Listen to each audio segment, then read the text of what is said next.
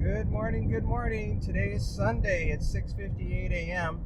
I got an offer from DoorDash to go over to Vons. I'm going to get $9.75 for 4.7 miles to shop for one item. I don't know exactly what I'm shopping for. It is Father's Day morning, and the traffic is extremely light right now. And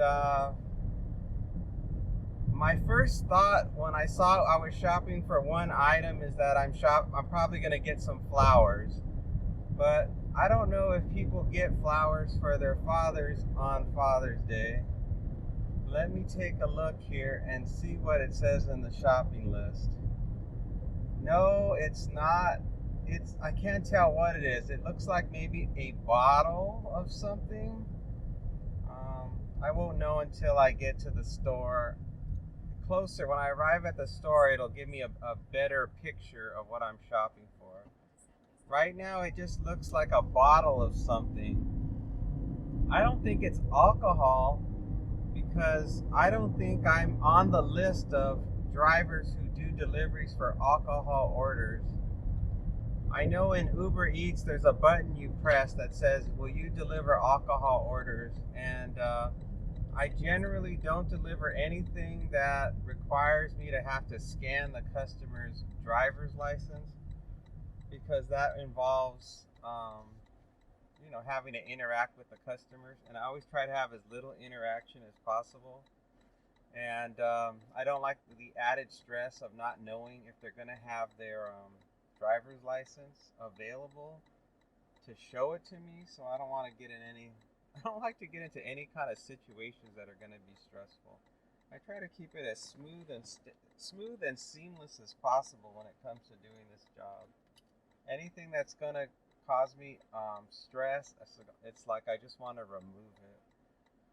So I turned the app on at about 6:45, and offers came in immediately, but they were no good, so I was home for about 10 minutes until this one came in. And the DoorDash app said it's extremely busy right now, but I don't think it's really busy. I think what it is that there just aren't enough drivers online right now, and so the app tries to get more dashers online, so that way if it becomes busy, there are drivers that will receive these offers. And that's pretty much it, that they have a certain quota of drivers that they want to keep on the app should it get busy. So it's not based on if it's truly busy or not. It's just based on a quota. There's a certain number of people that they want active on the app, and that's all it really is. So once it reaches that certain number, that predicted number, whatever it is, because they don't tell us what it is, but whatever it is, that's when the app suddenly won't say dash now anymore, and then all of the little red glowing icons for the zones disappears. Is when they finally have enough staff online to get this job, to get the jobs and to get work done. I was watching a DoorDasher in California last night, and she couldn't figure out why she wasn't getting any work, because when she logged out of DoorDash, the entire map was glowing red and said, it's busy right now. Click the button to dash now. And so she couldn't figure out. She's like, I was on there all day and I wasn't getting anything. And I'm like, yeah, they're just trying to fulfill the quota, the number of people they need. And so that's all it is when it glows red. Sometimes it's true. Sometimes it is really busy. But most of the time when it's glowing, it's not necessarily busy at all. So when I woke up this morning, my shift didn't start until 7. And then at 6:30, when I turned the app on, it was glowing. And so I just hit dash now. All right, we're close enough to the store now where I can see what I'm shopping for. Oh, it's not a bottle of liquid. It's It's a Clorox toilet plunger and bowl brush with a carry holder. That's it. I'm glad it's something simple that I know will be in stock. I thought it was going to be something Father's Day related, so that's fantastic news. And it looks like it's in aisle 13, so I guess I will park on the right side of the store, I guess. Just depends how busy it is. They're doing a ton of construction still over here, and I normally don't go this route anymore because of how intense the construction is. But since it's a holiday morning, there really isn't a lot of traffic right now, so it was safe to go this way. The store should be pretty quiet too, now that I think of it, because because of the holiday, and it's still so early. It's 7:04 a.m. right now. So yeah, it's not busy right now at all. I think I'll park on my left-hand side near the cart return and start walking. All right, we're here. Let's do it.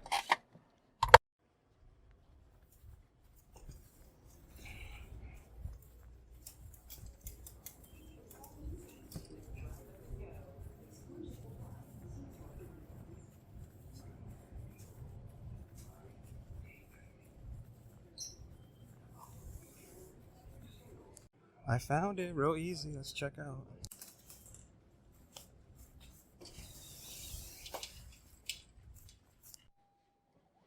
All right, the customer says that they will meet me at the gate. They said, leave at my door, I'll meet you at the gate. It's an apartment. And the navigation is saying to go north. All right. No problem finding the item. It was exactly where it was supposed to be, and they had plenty in stock. Oh boy, this person decided to stop right where I was when I wanted to back up.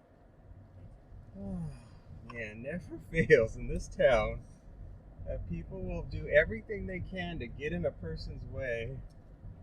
And I don't know why that is. It's like, why do they do these things? Everybody is so aggressive in this town. It is ridiculous. There's no reason to be that aggressive on a like even in the store, the people act like they're wild animals when they're maneuvering around. And they have no second thought, like, well, maybe I should be courteous and watch out for other people as I'm going, and maybe not drive so fast or move so quickly through the aisles or try to cut across the parking lot. All the things that people do that are just so inconsiderate, man. I can tell you. It really sets me off. So we just got about 5 more minutes to go 1.7 miles. This job is the kind of job where if you lose your cool, it could just ruin your whole day. It's like the very first job I've started off with this morning, and already my blood pressure is going up. I'm like, well, this is gonna be so simple. It's a Father's Day morning. There's not gonna be hardly anybody out. Everybody's gonna be so friendly and easy to deal with. Nope. Not at all. Not at all.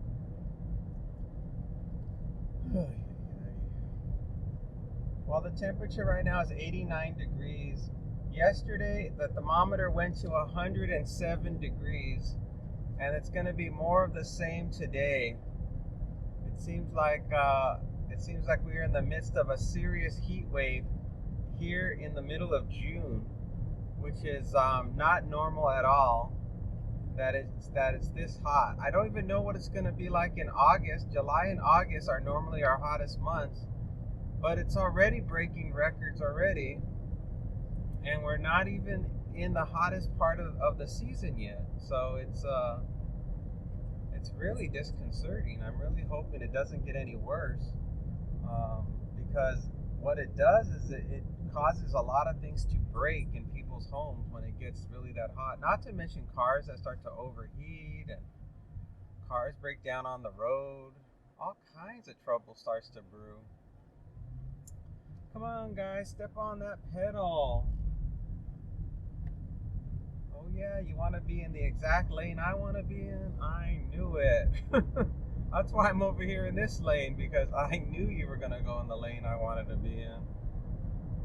And so, yeah, it causes nothing but problems. And of course, it causes evaporation, which leads to more loss of water here in Vegas, which is a problem because we have a severe water shortage here. And so it just creates more and more problems to have an environment like this. I was asking Google, I said, is there a possibility that Vegas will become uninhabitable someday? And they said, yeah, there's a possibility. If things continue on the trend that they're going in, that the city could become uninhabitable unless they can figure out another source for water, which I don't know if they're going to be able to figure that out because there's a water shortage everywhere. Where isn't there a water shortage? Especially all here in the Southwest. The entire Southwest region of the United States is having water shortage issues. All right, I'm going to make a left here, and they said they're going to meet me at the gate, so I'm just going to look for a human being as I'm headed towards the gate. Let's see. Exit.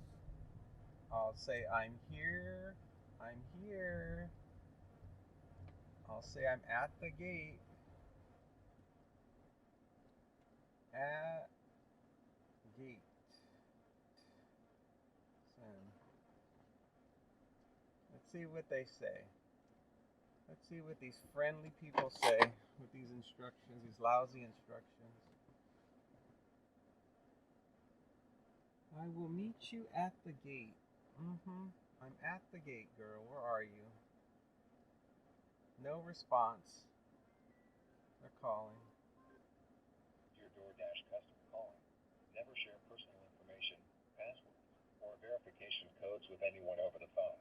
Calls may be monitored and recorded by DoorDash and service providers for quality. Hello, this is pedestrian gate. I don't know if you see me towards the office. Oh, and I see you now. Okay, I'll head right over there. Thank you. I don't have a key to get out there. All right, no problem. I'll be right there. Okay, thank you. All right, bye-bye. Bye.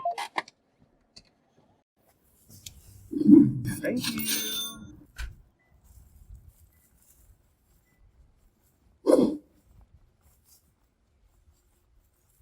Hello, how you doing? Thank you. You're welcome. Thank you so much. I appreciate Yeah, it. not a problem.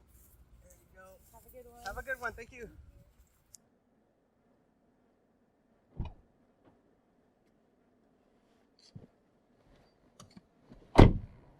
Oh boy. 625 for 4.6 miles decline. Oh great. Did I not screen capture my... Oh, I got it. Okay, good. Alright, well that worked out just fine. They just were not clear where to meet them at. They said, I'll meet you at the gate. I'm like, what gate? There's like 3 different gates here. But I spoke with them and that all worked out. Now let's get out of here. Let's head back to home base. I guess that all worked out fine. It would have been nice if they would have said exactly where they were going to be. They said, well, they could have said, meet me near the visitor parking area, and I'll be standing there on the other side of the gate or something. Sometimes they don't give enough detailed instructions for the drop-off. I mean, that you have to play detective to figure out what you're supposed to do. $9.11, 11.3 miles. No. Whew.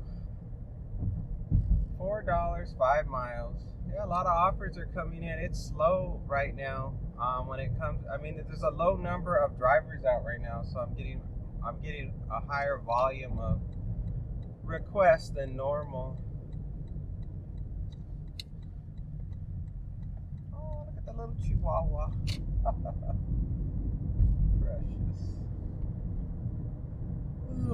boy. So today is Sunday, which is usually my easiest day to get stuff done. $23 for 30 miles. Yeah, this is usually the day where I can really crank stuff out, but we'll see what happens.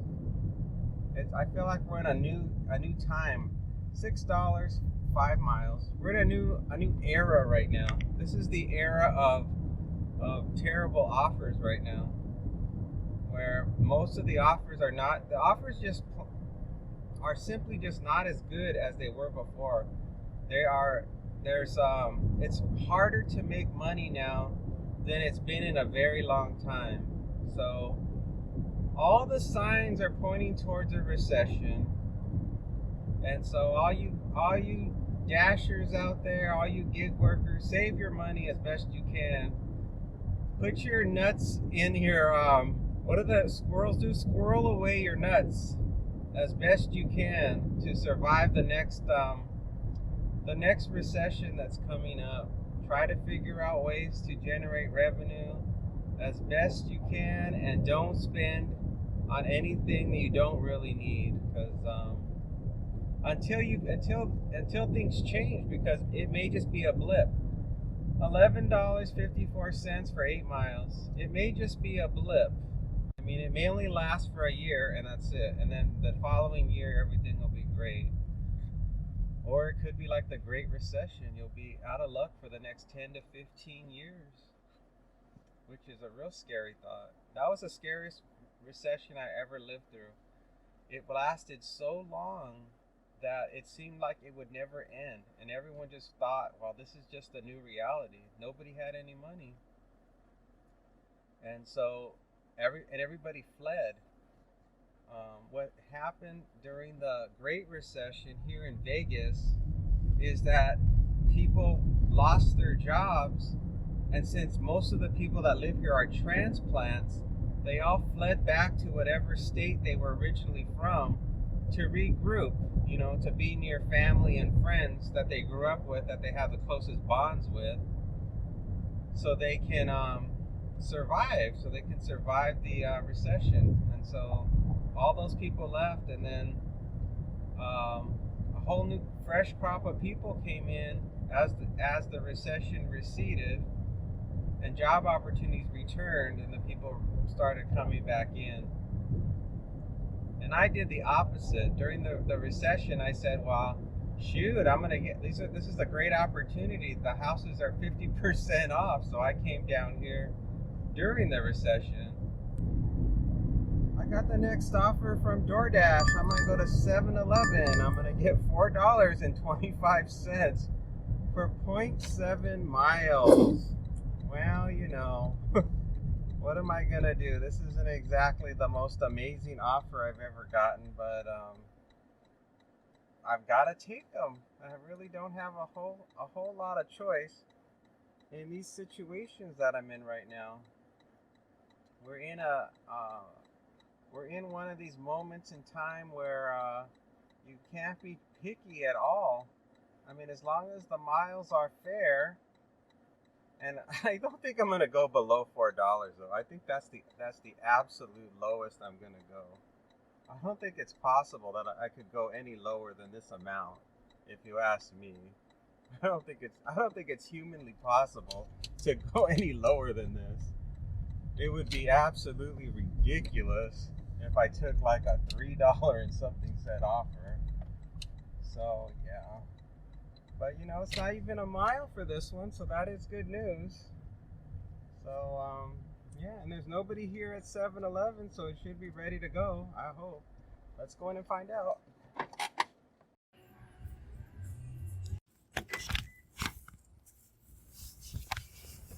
That took a long time.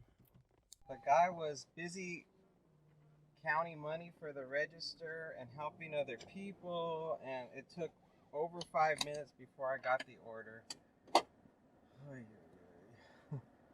And I have my my Uber Eats on in the background in case something better comes up, because the distance to get to this drop-off is so short that it just makes sense to have to have Uber Eats on in the background as I head for the drop-off. It's 0.4 miles from here, 2-minute drive.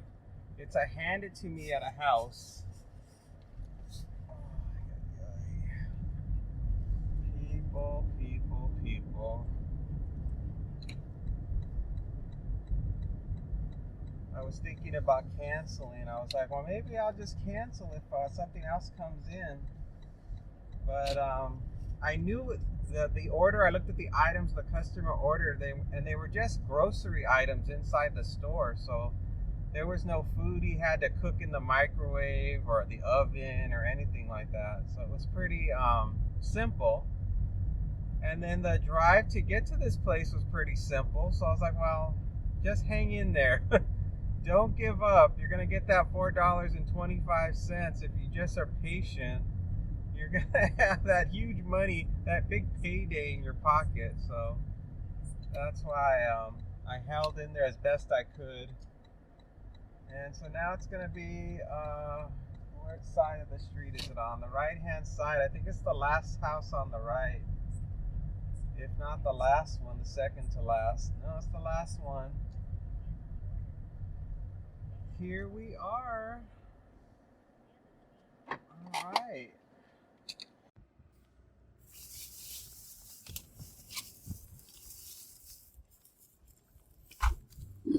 Thank you.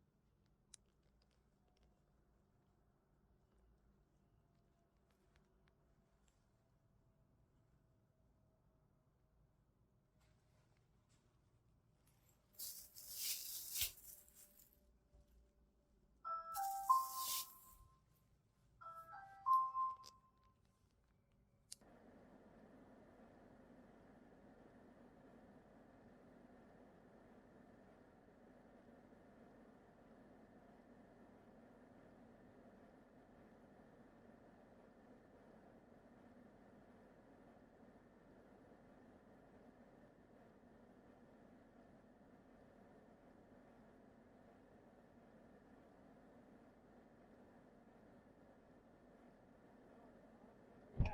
Have a good one.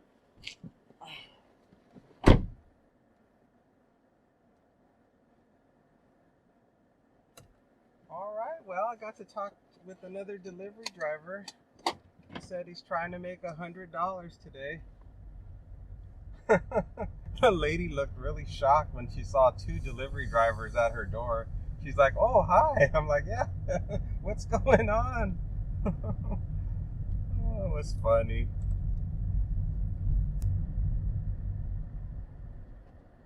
I got the next offer from Uber Eats. I'm going to go to Urth Caffe. I'm going to get $13.10 for 4.5 miles. Not too shabby.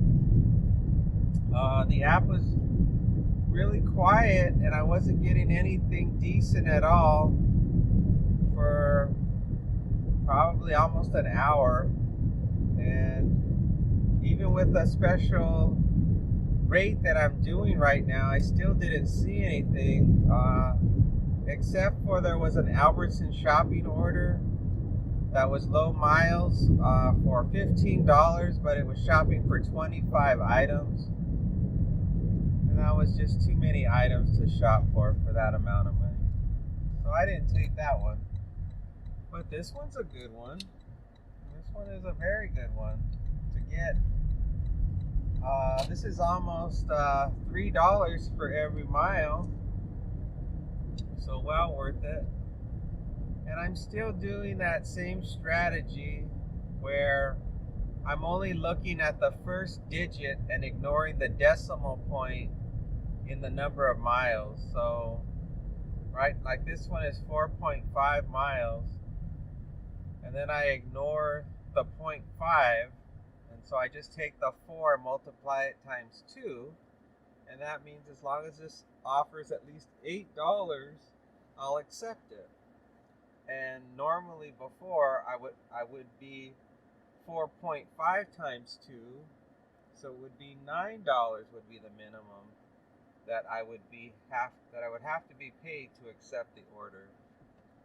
So I'm using a strategy right now that's going to give me a greater chance of accepting orders, and probably should mean that I'll finish. I have a better chance of reaching the $50 goal by doing it.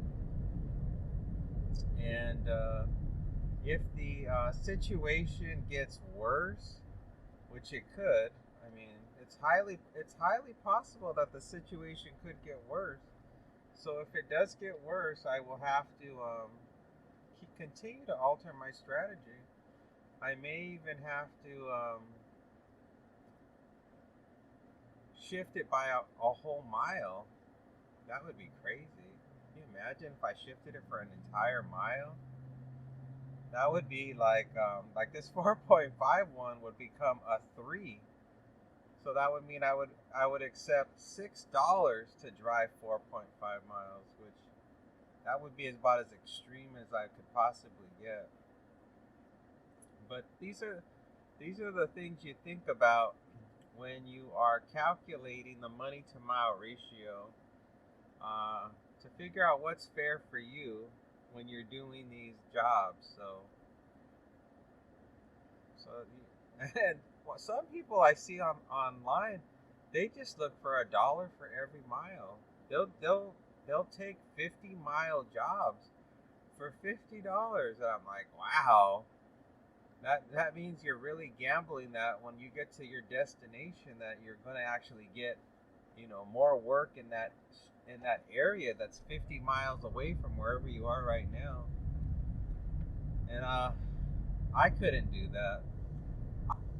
I used to do that when I did driving people around. I would do $1 for every mile for Uber, because when it comes to giving rides to people are everywhere. So you could get a ride just about anywhere. Wherever you dropped off somebody, just wait a while. Somebody's going to need a ride somewhere.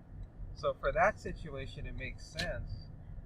But not for delivery stuff, because you have to be close to the stores and restaurants. And if you're not close to the stores and restaurants, well, you're not going to have any luck getting work. All right, let's see if I can find a decent place to park. Oh, there's so many people here today. Oh, I guess I'll park over here away from this guy who's playing with his hat. Here we are. Let's go in.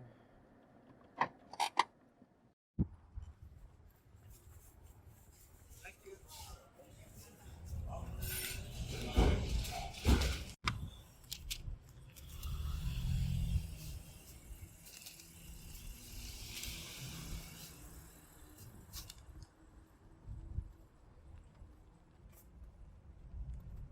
Busy over here today.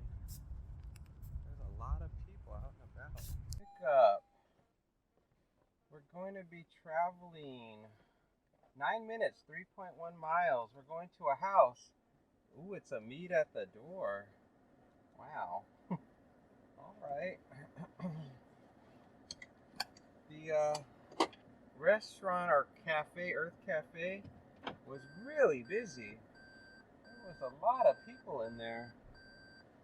And I went to the to-go counter, and there was nobody there to help me, so I was just standing there for a really long time. I was in there probably for 7 minutes, just standing there, and they only had one person working the regular place where people place orders, and the takeout counter. Oh, look at all the cars that are coming in right now. Man, it's busy. So it was a long wait, and I was just like, whatever, they're paying me good money, I'm okay, I'll wait. And finally, I think the guy that held the door open for me when I walked in. I think he was the one that finally came over and helped me with my to-go order. And the person who should have helped me, she was just overwhelmed trying to take orders from the customers that were dining in at the cafe. So there was a lot going on in there for sure. It looks like we're going to be going to McDonald Ranch based on this map. So we're going to go to where the rich people are. I better get out my driver's license and be ready. There, now it's ready to go. Still got a long way till I get there, but I might as well have it ready to go, just so I know where it's at when it's finally time to pull it out. Temperature right now is 92 degrees. It's gonna be a hot one. I got 54 miles to the gallon and just 9.5 miles on the car right now. My limit is my usual 35 miles that I like to put on the car. No more than 35 miles. Yesterday I went to 40 miles yesterday, but the only reason that didn't really matter because the previous 3 days before that, I had only put on, I think, an average of about 15 miles for those 3 days. So over a 3-day period, it was only like 45 miles that I had put on the car, maybe 50. And so I have a surplus of miles that I have that I can, even for today, I still have a huge surplus of miles that I could use to, make more money if I need to. The whole thing about my miles is that I try not to do, in a whole year, I try not to do more than about 12,000 miles for the whole year. So that way I don't have to take the car in to be serviced or have tires rotated or get new tires and all that other stuff. It really makes it so that the amount of money I pay every year for maintenance costs on this car is low. I watch a lot of these people's videos where they're making a lot of money doing this job, but they're having to do a lot of maintenance on their cars, oil changes, tire rotations, replacing the tires, and I try to avoid that as long as possible, since this is like my fun outing job, to get out and see the neighborhoods and do a few deliveries to make a little bit of extra change. So so I figure I'm exchanging about 12,000 miles every year for, I don't know how much money I usually end up getting. It's usually about maybe about 18,000, 19, 20. I think it's like $20,000 is what I end up accruing doing this gig work. So I'm a very light gig worker, not the kind of money that you could really survive off of in today's economy. But it's great for extra money. If you think about it, it's like a lot of these people that do this work, the money they make from this job, it all gets eaten up. So there's very little net that these gig workers are getting, because they have so many bills, and it's their main source of income. So so when I do this kind of work, this is all like net. This is like, well, I got all this extra money left over, I just sock it away. It's the general premise. It's like you do the job and you sock the money away, and then you figure out when you're gonna, where can you make that money work for you. So that's how I just try to think of it as. A lot of people on YouTube are so competitive and how like, oh, I make this much money, I'm so successful because I make this much money and I'm doing great. And yeah, that's true that they do. There's most YouTube people that do gig work, they make a lot more money than me, but a lot of them are younger and they have a lot of debt. So a lot of the money that they make, they don't actually get to pocket. They're just trying to pay down debt and continue to pay their bills. So I mean, I don't blame them. They're in that stage of life. I've been there. I can relate. I've been in those places where I only had maybe like a few hundred, or like maybe 1,500 or maybe $2,000 in my bank account, and all the money I made, I was making big money, and all of it was going to bills for a big mortgage and car payments and trips and traveling and credit card bills. That's where most of the money was going when I was younger. But yeah, now that I'm older, it's a different picture. I'm at that retirement stage. I don't have the kind of heavy stresses that a lot of people have that are doing gig work today. So I don't know. That's why when I think about this job, I don't think of it like I think of it more like supplemental for retired people, and that's where my videos kind of focus on. Is doing this as an activity to get out of the house and exercise your brain, make a few dollars to supplement your Social Security or your pension or your savings, and give yourself some meaning in your life so you have something to do other than sit at home watching getting stressed out watching the news all day, or watching soap operas on TV, or becoming a couch potato. This is definitely the kind of thing that makes it, or if I could start like a little garden, I could do gardening. That would be nice. But you can't plant anything in the soil here. This is all desert. It's very hard to grow stuff here, and it's so darn hot and dry. It's like you can't grow anything that's gonna be edible, I don't think. All right, we're here at the guard gate. Get ready to tell the guard the information.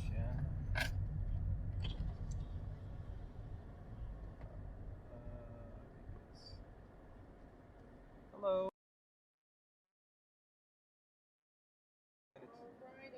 Uber Eats. Yep. Mhm. All right.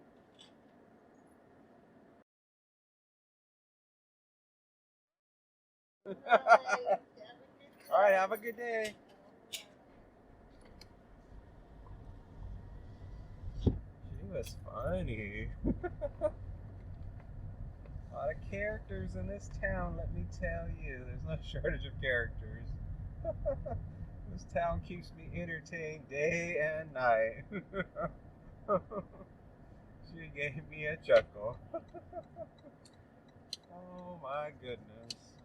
Well, we're here in the $1 million neighborhood. We're cruising, making our way, and the customer's watching me. Their mouth is probably watering, thinking about eating this delicious food. They may even meet me at the curb. I see their blue icon is on, so they're watching me. Oh, I think this is the same $1 million house I always deliver to. Yeah, I think this is the same house. Let me see if I'm right. Getting closer. It's usually this house here. Let's see. No, it isn't. It's not that $1 million house. It must be the next one. Oh no, it's this one that I always go to. I got it confused. Alright, I believe we are here. Let's do it. Oh, grab the bag.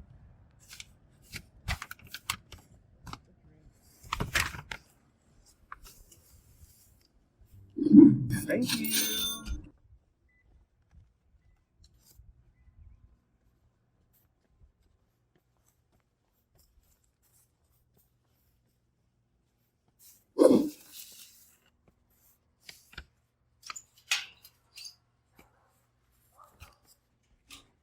Hello.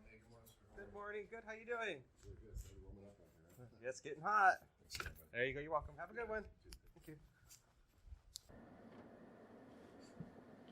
All right, a successful delivery.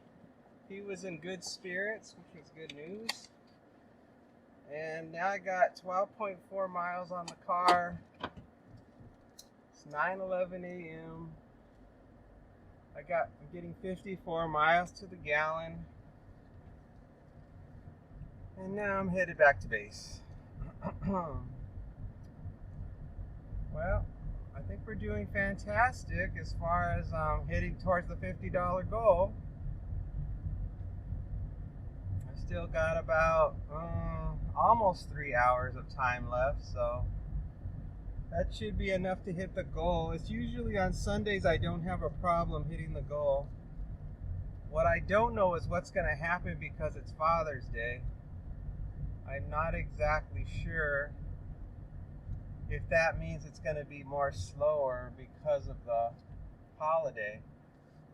Father's Day is generally not a holiday where people spend money on their fathers.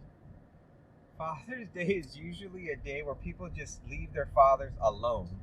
It's like, that's what fathers want. They want to be left alone. And then fathers do whatever the hell they want on Father's Day since they're finally being left alone. I think that's the general American cultural thing that happens for fathers. It's like their day of rest, and that they don't want to do anything on Father's Day but relax.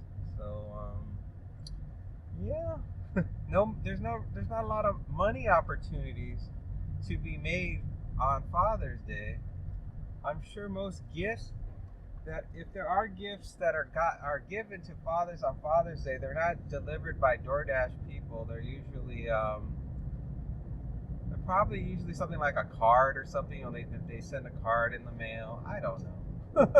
I don't know what they do, but I know for every holiday there's always eating involved, and maybe that's what they're gonna do. Maybe later today I'll get a lot of great deals on people ordering delicious food from the restaurants. Maybe the wife or the spouse will treat everybody to some food, and that's when I'll come into play later today at lunchtime. Maybe that's when my big orders will come in. Although I'm only working until 12, so I probably will miss out on most of the great offers that come in, which is fine by me. The temperature gets so darn hot after 12 o'clock. The temperature really spikes, and it keeps spiking. It'll the hottest point of the day. The hottest point of the day yesterday was at 5 o'clock. It got to 107 or 108 by 5 o'clock, so in the evening. And you would think it would cool off, but that's not how Vegas is. It gets hotter and hotter and hotter all the way up to the point where the sun finally goes down. And once the sun is gone, that's when it cools down. But for some reason, as the sun sets, it just gets hotter and hotter rather than cooler and cooler, which is really weird. When I lived in California, when the sun would set, you get this nice ocean breeze that would come in. It would be so nice, and it would cool everything down. And that doesn't happen here, unfortunately.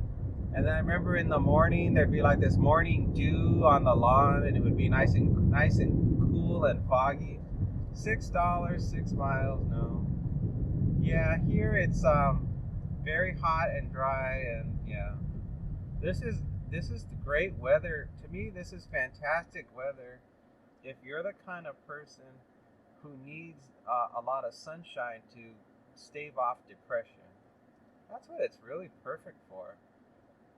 Because I find myself on cloudy days, I feel kind of like blah. But because we don't really get that many cloudy days here, I don't find myself having the blues as often as I did when I was in California. So that's the one thing I noticed, that I'm much more in a upbeat mood living here than I was in California. And it may have to do with the heat too. It helps with circulation and all that stuff. So everybody's different though. I had a friend who only liked rainy weather, and so he would always talk about moving to Seattle because of the because it always rained there, and his mood was always really up when it was raining, which I thought was a little bit odd. I'm like, why would you be happy that it's raining? It's dangerous to drive. You get all wet. I'm like, what's so great about that? $7, 9 miles. I got the next offer from DoorDash.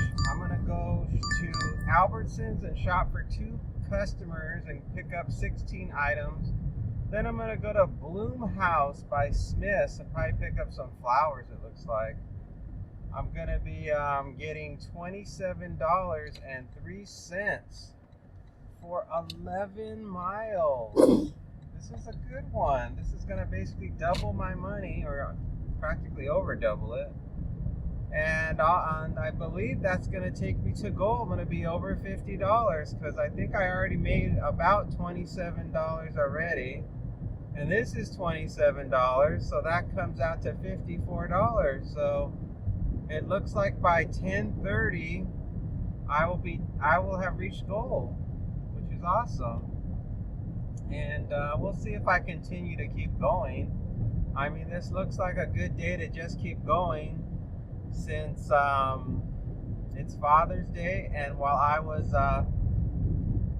was receiving different jobs in the app, a lot of them were coming in very close to being good, and they were high dollar orders. So I think it may make sense to stay out here until noon after I do this one. So that's going to be the general plan. We shall see. We shall see if I maintain in my once I get my $50, we'll see if I maintain that that mentality, or if I'm like, I got my money, I'm done. We'll see. Temperature now is 98 degrees. Traffic's light. It's 9:24 a.m. I got 16 miles on the car right now, and I'm getting 53 miles to the gallon. And I got home just long enough to use the restroom. That was it. And then this came in. So I wasn't home more. I was home for about 5 minutes or less, and then this came in. So we're moving along. Sundays are always the best day to work, let me tell you. You can always count on Sundays to come through for you.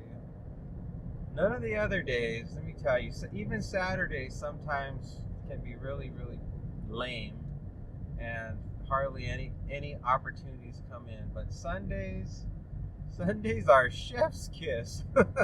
Isn't that what the young people say nowadays? We never said that in my day. No one ever used the phrase chef's kiss. That's very common. And then when I was younger, everybody used to use that 180, but they would say it wrong. They'd say, oh, she did a complete 180. And people would say it wrong. They'd say, she did a complete 360. That used to be the thing people would constantly. That would be the hot topic that people would discuss. How that metaphor was used incorrectly, or that saying was used incorrectly by so many people when it was popular.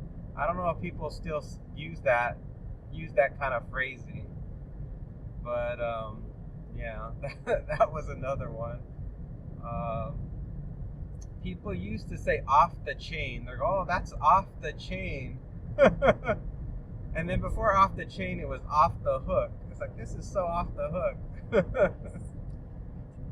But yeah, there's so many colloquialisms that people say that and they're always changing. That's the thing about language. It's always changing.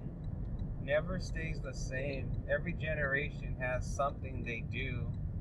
Don't ask me about young people today, because I don't know any of the things they say, because I don't have any contact with the children of today. So I really have no idea what their sayings are, but I'm sure most of them come from the internet and from social media. I am 100% certain of that. I'm sure a few of them must come from whoever they're popular, whoever is popular that in the music industry. They'll have sayings or whatever. I'm sure there's stuff like that, but I don't know what it is.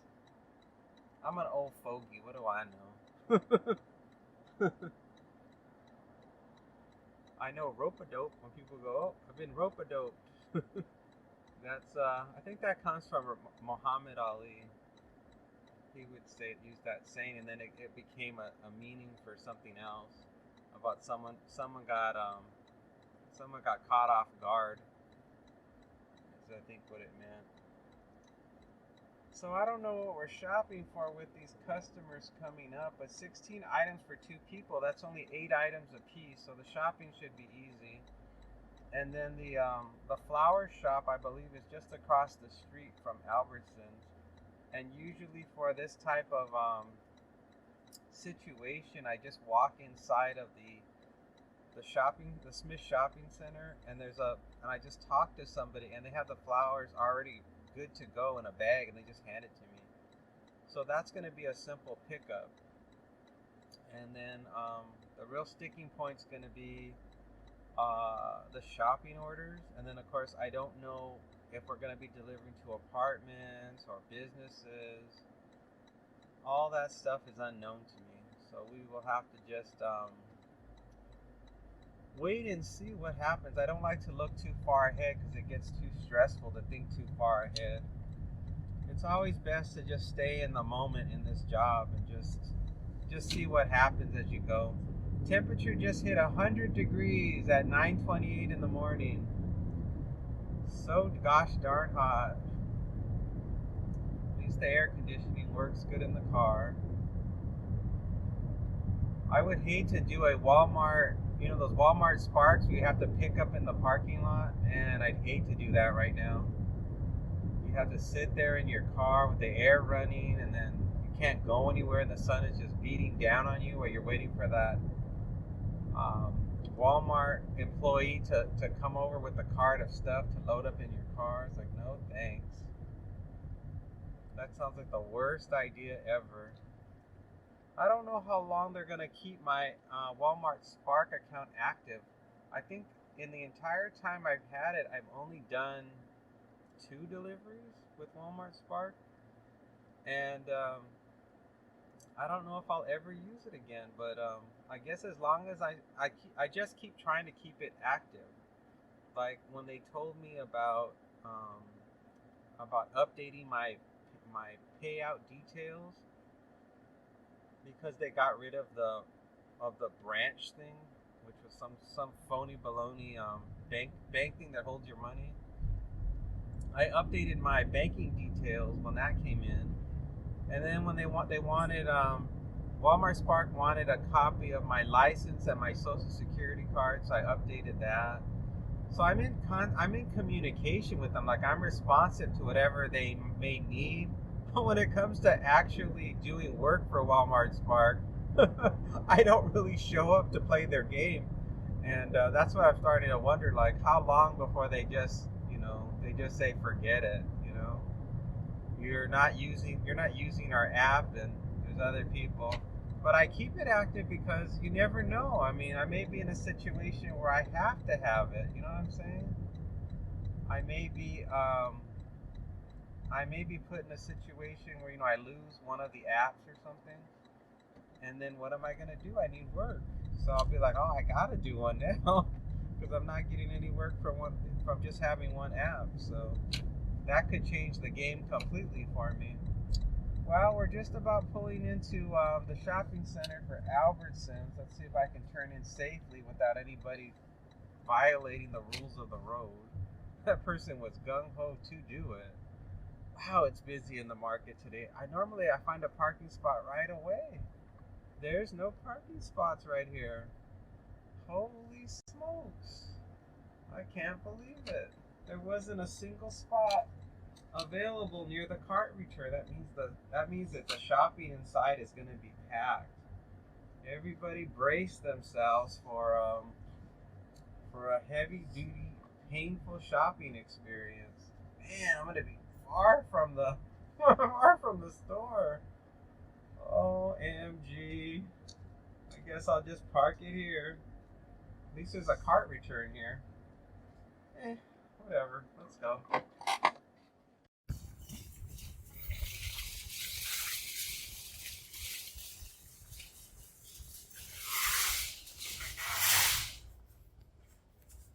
So far I got a banana and some cilantro, and I gotta find chorizo.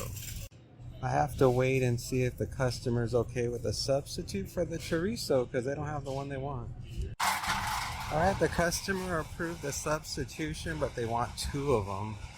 So here I am, walking back over to get another. Nescafe coffee, chicken and mini round noodles, customer A. Whipped cream cheese, Italian sweet cream, half and half. Wet wipes, customer A. Greek God's honey. Alright, I'm stuck at the last item. They want grape outshine bars. They don't have grape and they don't have a substitute at the moment, so I'm just waiting to hear back which what they want.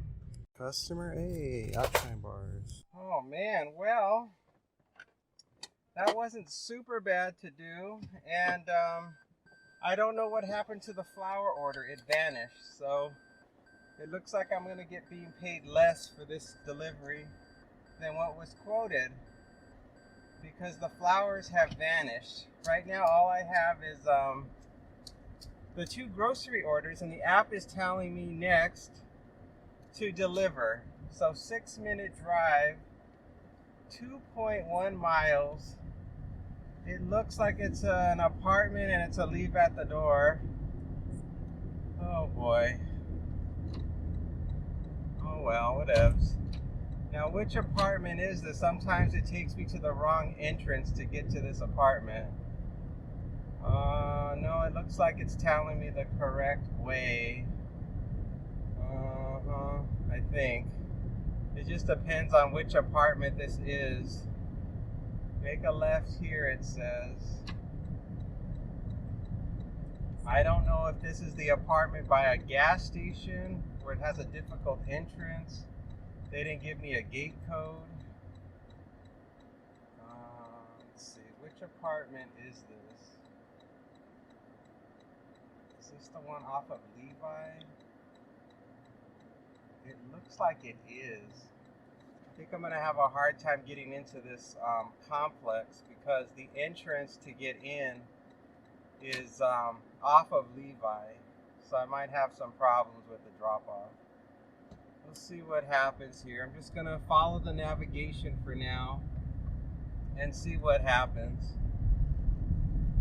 Oh boy. Boy, that was a lot. That was a really intense, that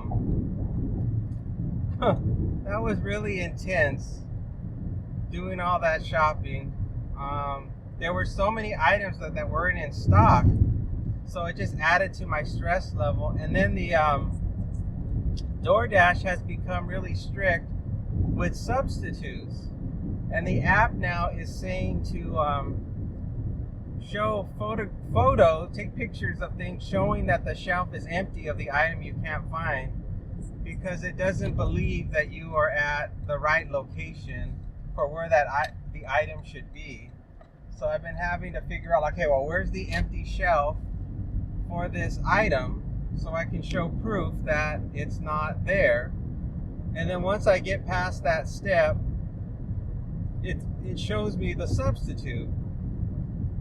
So I had to do that multiple times for this order, which was no fun because, you know, I kept thinking, well, I've got to get to that flower shop. There's one more stop to go to get that money. And now that the app is not even mentioning the flower shop at the moment, I'm starting to wonder, am I going to get the full amount of money and be out of luck? Be out of luck with this delivery. So I'm really bummed right now about possibly not making that money and having to continue to struggle to get to the $50. So that's going to be a bummer. It says 0.4 miles, make a right turn. All right. That still looks like it's going to be that apartment complex that is hard to get into. Yep, it says at a quarter of a mile, make a right turn. Gosh darn it. I should have just stayed on the street I was on if it's the apartment complex I'm thinking of. Yep, it's this darn apartment complex. Gosh darn it. Keep going past the gas station, then make a right. Oh wait, is it not an apartment? Is it telling me that I went the wrong way? Oh no. What's the address? Uh-oh. I think, oh shoot, where am I delivering to? Uh-oh.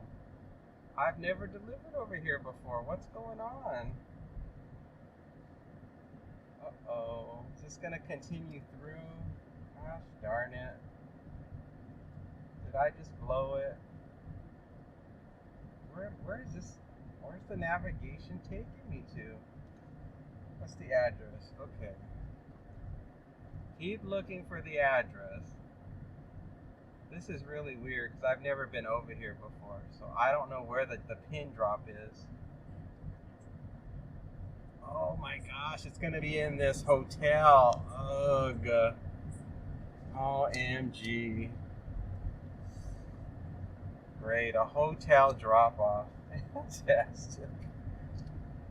Alright, let's go inside and try to find the hotel door to leave it at.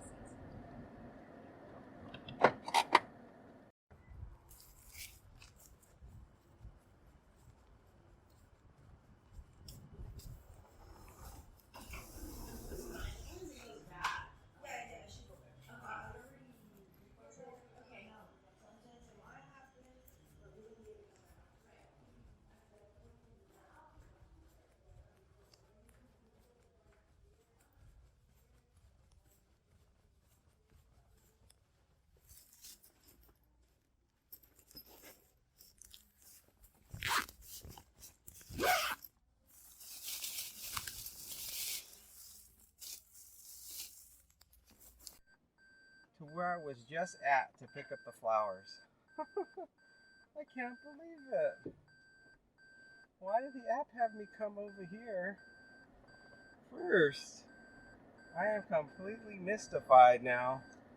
This doesn't make any sense. I still have the other customer's order in my car, and yet it wanted me to come over here. That is so bizarre. I still have another customer's stuff in my car. Maybe it had something to do with the ice cream. Maybe that was it, because the customer order that I just dropped off, it had popsicles. Maybe that's why. And the other customer, they have cold items, but not items that you would worry about immediately thawing out. So that's possibly the reason why this is happening. That's my best guess. But man, what a waste of miles to go to do this. It's really lame. Okay, is it my turn to go yet? No. These cars drive so fast on this road, it's hard to gauge how fast they're going. Some of the drivers are going like the regular speed limit, and other ones are hauling butt. They're going really fast on this road, and it's really hard to gauge what to do. So I have to wait until it's completely clear to go. Because the speed limit on this road is 55, so it is like a freeway. But some people drive it like it's a regular road and they're going 35 instead of 55, so I can never really judge it very well. It must be my age. And now we're driving 5 minutes, 1.8 miles. We're basically going back to the same spot where the Albertsons was, believe it or not. That's where we're going. I know it doesn't make sense, but that's what's happening. We're going all the way back. Unbelievable. I'm like, whatever app, this is what I'm just following the order it's telling me to do it in. I could have done the jump to task, but I didn't even think about it, you know. It's just like, just follow whatever the app is telling me to do. That's all I'm thinking right now. Just whatever you want me to do, whatever order, let's just do it. And I was distracted. That's right. I had a conversation with another YouTuber in the parking lot. That's another thing that happened. And so I was so busy having the conversation, it took my mind off my game. And then I was just on autopilot. I'm like, okay, well, whatever you want me to do, Ab, tell me what's next, because now my mind is thinking about the conversation I just had with another YouTuber in the parking lot of the Albertsons. So yeah. Sometimes the timing can be real off on things sometimes. But what can you do? It is always nice to see people that I see on their YouTube channel, so that's always fun. But yeah. It is very confusing. Definitely confusing to be switching switching my brain from work to socializing. It's really it really throws me for a loop. All right, it's going to be coming up on the right-hand side. It's telling me to make a right on Silverado Ranch, but I know better. I'm going to make a right after the Starbucks into the main shopping center area, and then I will park on the right side. I'll park on the right side of Smith's, and that's where the flower place is. Oh, God. Just give me my money. Just give me my money so I can go home.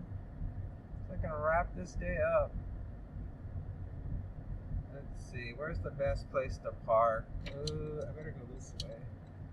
I'm trying to get as close as I can to the door. Uh-oh, is this person gonna cut through? OMG, he's like, dude, what are you doing? Alright, I'm just gonna park here. This parking lot's bananas. Whew, we made it.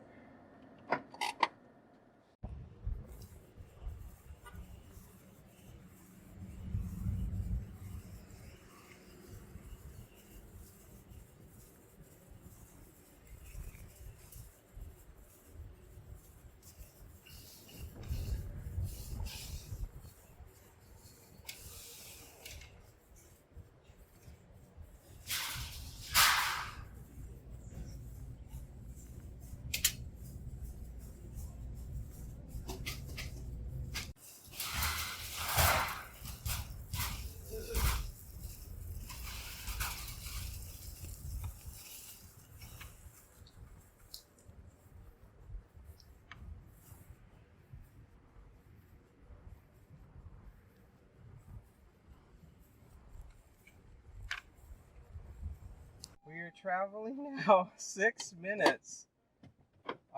6 minutes, 2.1 miles. We're gonna go to a house. Leave in my door. Please put items away from the door. My door opens outward. Please do not ring the doorbell. Great. Let's go. Man, oh man. That was a little bit of a disaster, because they wanted a Father's Day balloon with this flower arrangement, and they did not have the balloon. So I had to click on they don't have the balloon, not available. And so they didn't say a substitute or anything, because this is just supposed to be a standard pickup. So I went ahead and I just said they don't have it, and it said, okay, proceed to delivery. Proceed to delivery with the orchids. Well, yeah. So the orchid's going to be the last delivery. And right now I am just making my way to try to drop off the customer's grocery order. Is this person going to go? I'm just trying to get to the Albertsons customer, the final customer that's in the trunk. I have everybody's, because it's so hot, I have everybody's groceries in my insulated bags, because you really have to protect the cold items in this type of heat, because it is powerful. And especially especially knowing I have so many customers I'm delivering to for this job. I have, what do I have? A total of 3. I thought I was only going to be delivering to 2 customers. I didn't know there were 3. So this really creates a snafu in my plan. And it's 10:13 right now. I don't like it when I get orders like this, like back to back to back to back.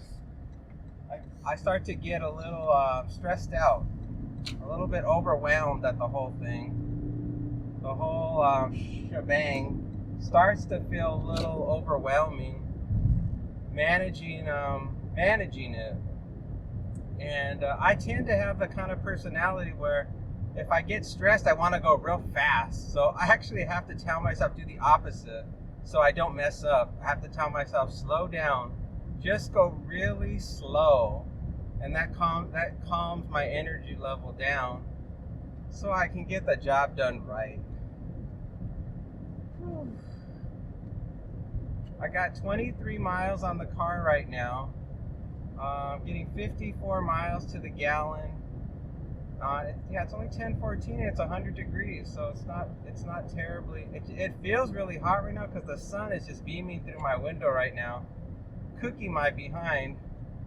Why am I gonna have to go this way? Wouldn't it be better to make a right turn? Oh well, whatever. I'm not gonna second guess the app right now. I'm hot. I'm stressed. I'm a little bit confused. I don't understand why the app made me go all the way over to drop off those popsicles. I suppose it made sense because what if there was a delay with the flowers? The popsicles would have been melted. The customer would have gave me a bad review. So they had some valid points in why I did that. And so, yeah, there was no way to avoid it. It was funny because that customer only ordered 3 items. They ordered a cup of soup and some wet wipes, and then they ordered the gosh darn popsicles. That's all. So for that tiny order, I had to go all out of my way to get it delivered. It was really ridiculous. Whoa, this orchid is going for a ride. I'm trying to hang on to it as best I can. I don't think an orchid has water in it, so I don't worry about it spilling. I just got to make sure it doesn't tumble around too much in my car. And the orchid is so tall that I have to have it sitting on the floor. It'll bang into the roof if I put it in the chair. So I'm holding on to it for dear life so it doesn't get damaged.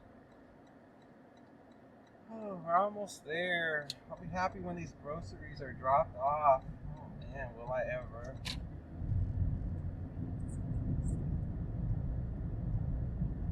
Making a ride in 0.1 miles. It's coming up. It's going to be on the right hand side after the right turn. Okay, and what is the address? Okay, looking. Speed bumps. I'm looking, not seeing. Still looking. Okay, I see it. I'll park in front of this truck, throw my hazards on, and go for it.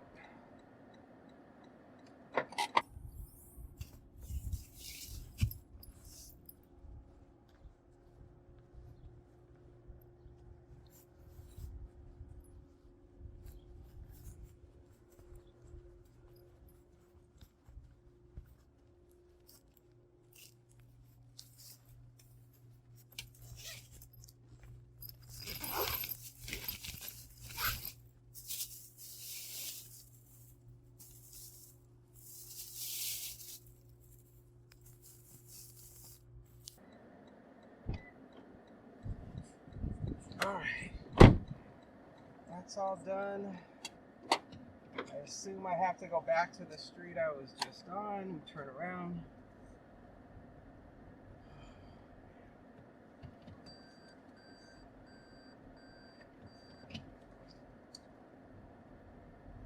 I couldn't tell where the front door was for that house. It was so tiny. That was the tiniest house I've seen in a long time. When they said don't block the door, they meant to. There's no space to put anything. I had to put the stuff in front of the garage, which was like a foot away from the front door. Oh, these cars are spaced out terrible. Come on, I got one more to go. Whoa, don't go anywhere, orchid. When I made that turn, this orchid wanted to go flying. 6 minutes, 1.5 miles to the next one. Handed to me. My father's name is. He lives in the gated community of. Boy, they give me some long effing directions. Oh boy. I'm sure this person's gonna be real unhappy with me. Because they're gonna be like, I wanted him to get a balloon. Where's the balloon? I'm like, they didn't have the balloon, honey. I'm sorry. Sorry, honey. They didn't have the balloon. I'm just gonna ring the doorbell and say, here you go. Happy Father's Day. And that is it.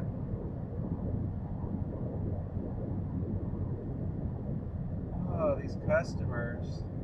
I think they just sent me a message too, but I haven't had a chance to stop to read any messages. I have to just keep going. I'm sure whatever the message is, it involves some kind of complaint about not getting the balloon. Let's see what they said.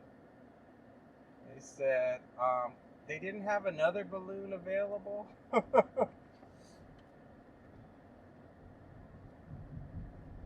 better message her back. Sorry, no, the employee said there were no other Father's Day balloons available.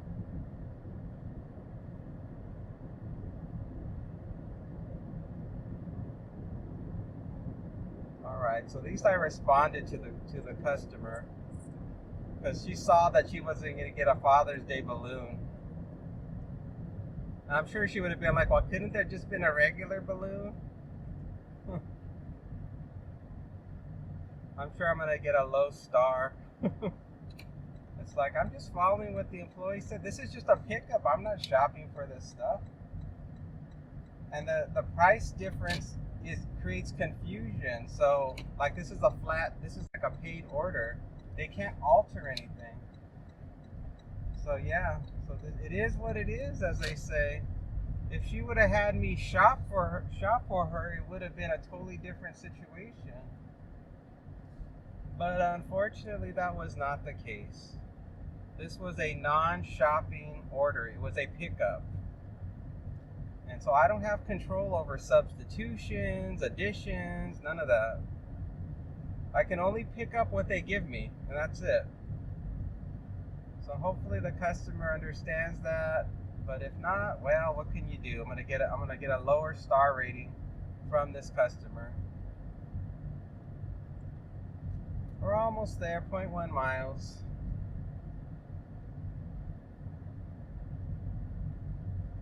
It's so easy for things to go wrong in this job, let me tell you.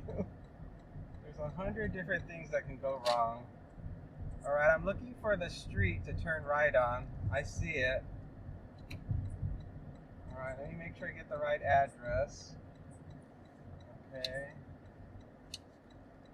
Let's see if I find it. It says it's on the left.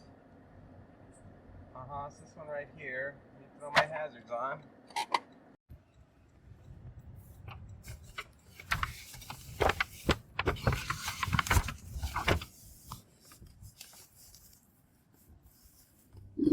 Thank you.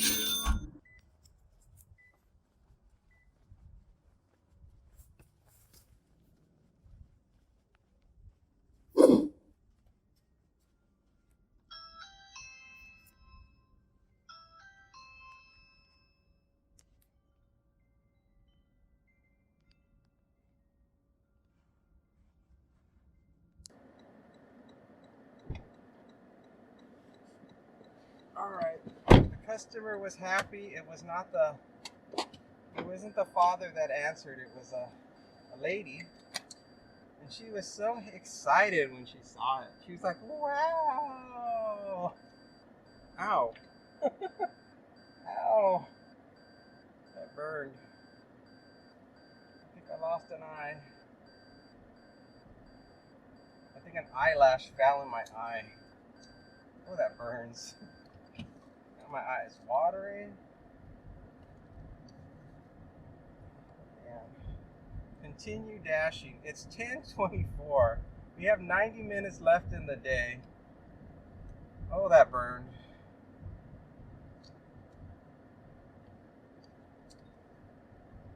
Ooh, that burned. It didn't burn as bad as sunscreen, I'll say that much. At least it's just an eyelash that fell in my eye. I'd rather have an eyelash in my eye burning me than that damn sunscreen. Ooh, I have to pull over. Holy smokes, that burned. So that's all done. We're now hit the goal already, and now it's all bonus money from this point.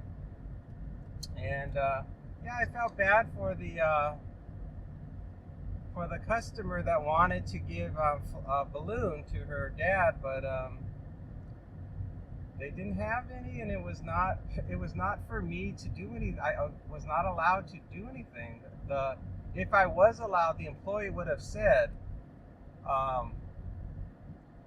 would you like, or they would have already done it. They would have said, we substituted the balloon with something else. You know what I'm saying? But I don't know. I guess it'll click in their brain eventually. $2, 3 miles. I'm sure it'll click in their brain eventually that what went on. Hopefully, if they're a sensible person, if they have any kind of sensibility. $10, 10 miles. This car next to me is pacing me, and I need to get over. Yeah, I gotta get over, dude. Don't pace me. It was nice to see somebody happy when I opened the door. Usually they barely even acknowledge my existence. It's like I'm not even a human being when they open the door. I'm just a robot handing them something. So that was nice. It's nice to see some excitement. Somebody have a little bit of a thrill. And I was glad that the father got an orchid, because that meant no water was going to spill in my car, which was awesome. Well, gang, we got 27 miles on the car. It's 102 degrees. I'm getting 54 miles to the gallon, and the time is now 10:26. And I don't know if I should alter my strategy or not. I don't know if I should start just taking $10 offers now, or $20 offers, or just stick to the same plan and take $5 minimums. I don't know. I guess I'll just stick to the same plan until I hit, well, shoot, I don't know. I'm automatically already going to hit 35 miles very soon, because I've got 27 miles on the car, so that leaves me only 8 miles remaining to hit 35 miles. So yeah, I guess I'll just ignore that. Ignore the miles. Focus on the deadline. The shift ends at noon. The shift ends at noon. Okay, so what I'll do now is I'm gonna add back in the decimal point. So I'm going back to since I've already hit the goal, I'm going back to my old strategy. So this one coming up is $9 for 5.4 miles. That ain't gonna cut the mustard.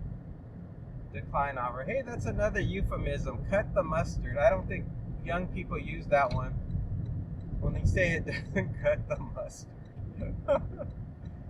There's so many funny sayings. And I always find, because I'm old school, I use so many phrases that people don't use anymore. I don't know if people still use cut the mustard. I'm trying to think the last time I heard anybody in a movie ever say, that doesn't cut the mustard. I can't even remember.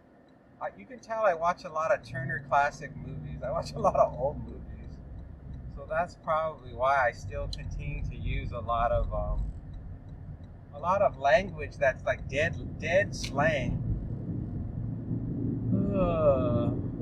Sometimes I'll use Jewish phrases. I'll be like, "Oy, gewollt," even though I'm not Jewish, because I watch shows that have Jewish people in them, and so they'll say Jewish things, Jewish sayings.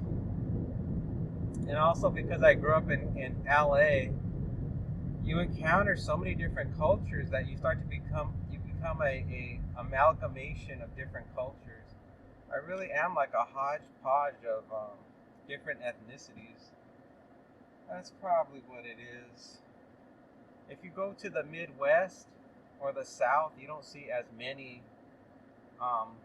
much of a variety as you do on the West Coast and the East Coast.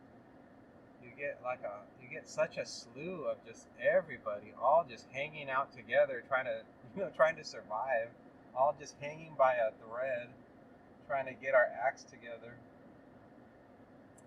And then the middle of the country is very homogenized. Everyone's very much the same. There's a lot of sameness in the middle.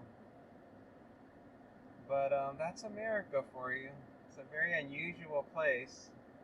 And America means something different to everybody depending on where you live and your economic status.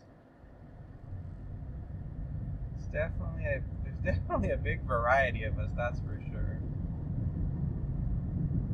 Whew. 10:30, 102. It is hot. I need some water. I put ice in my thermos.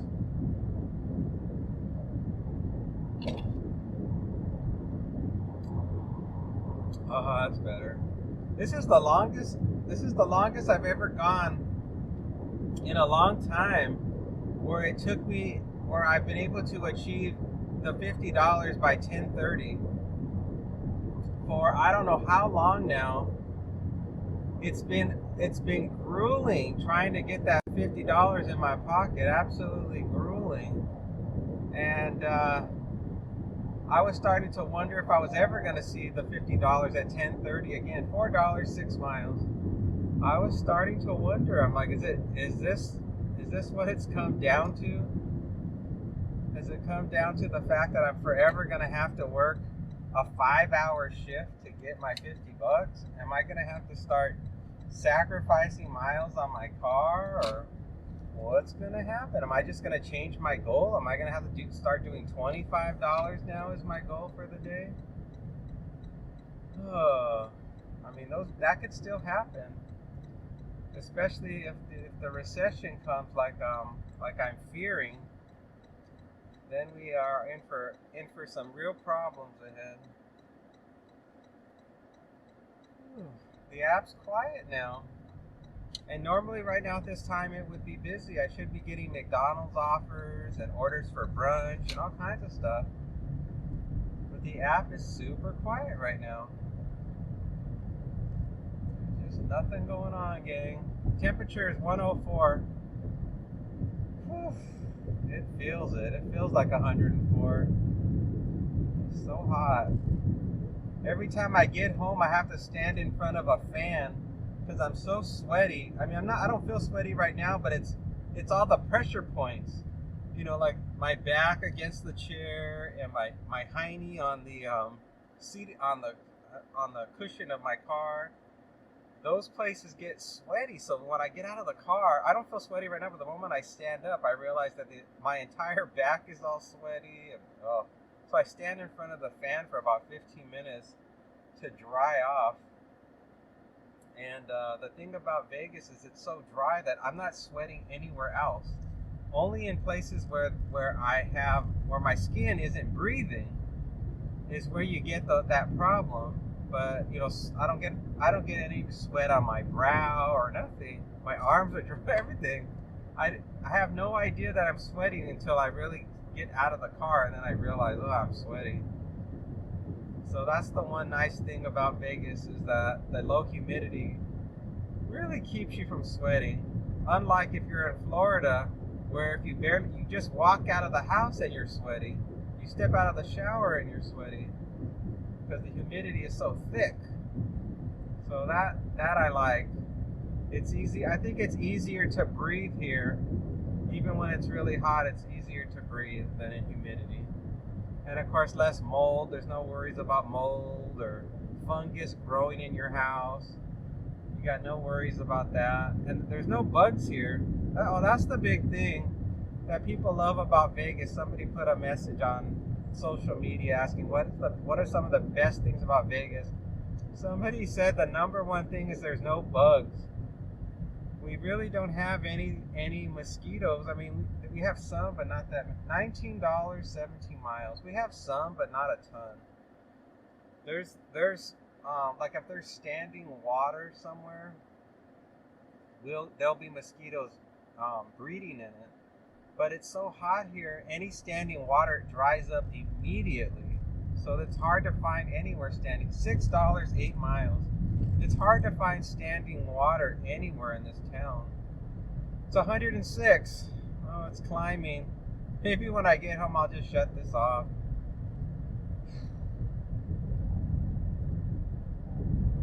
A huge Costco order for $54. Wow, that's a lot of money. That would double my money. Unfortunately, they're out of luck. I don't shop at Costco. They can forget it. It could have been $154. I wouldn't have taken it.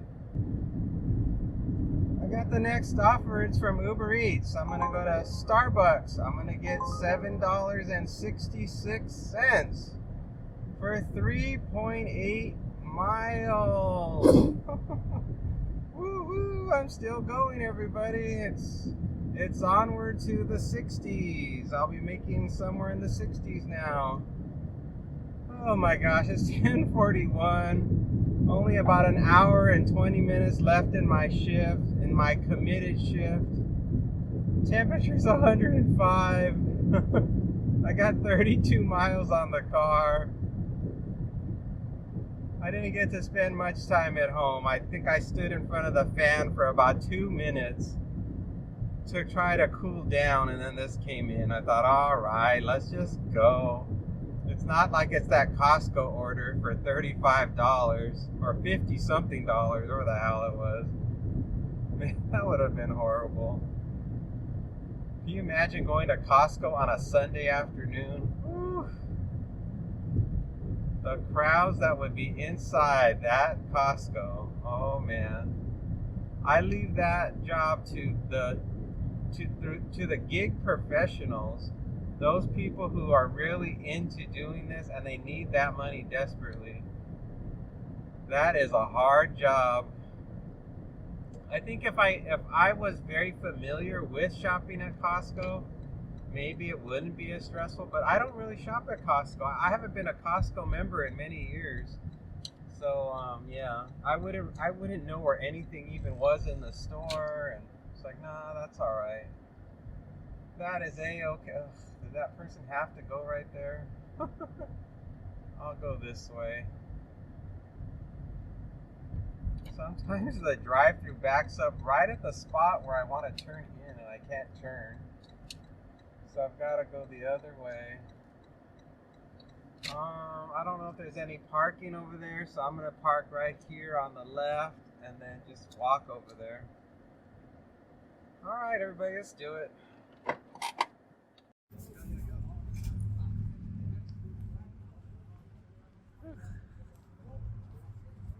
No waiting on the order. Complete pickup. Complete pickup. I need more water. I'm hot.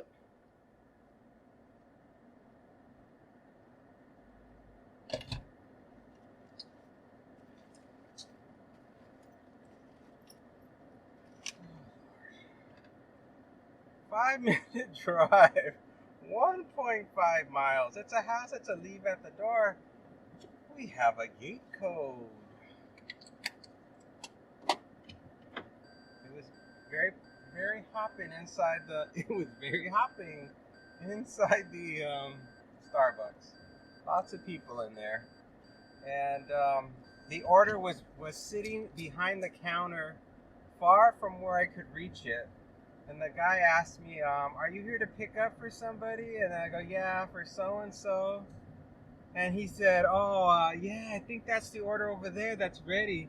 And then oh no, another guy said that, and then he says to me, "Oh, they're still working on the order." And I'm like, "Oh, okay." And I just watched the other guy walk over and grab it, and then just walk back over to me and hand me the order. So he was giving his standard spiel to me when he said that. He was on autopilot. So there was no waiting on the order at all. It was a very easy pickup, thank goodness.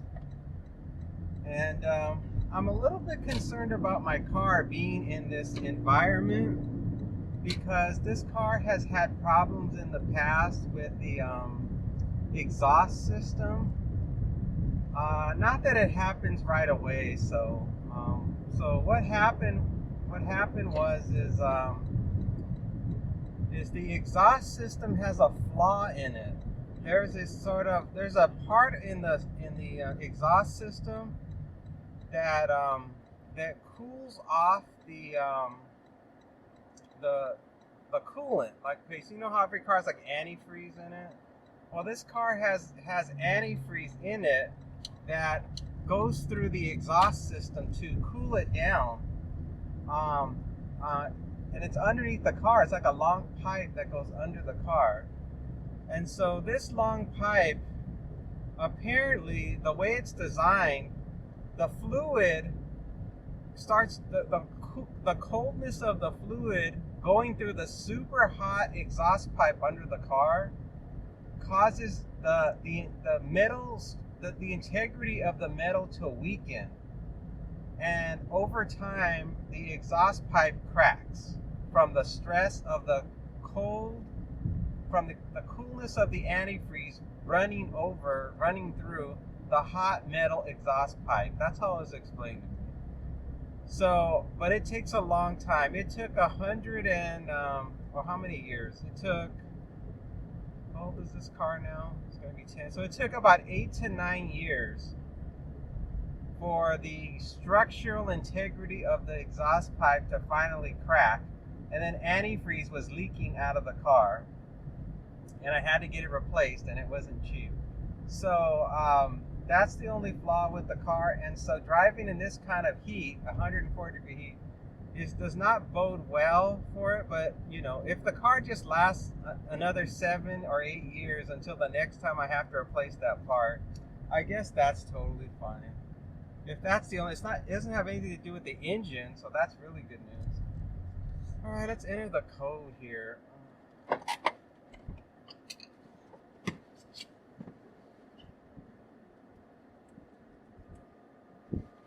Code entered. Success. I think I'm delivering to the same house I always deliver to in this neighborhood. I believe this is a repeat customer.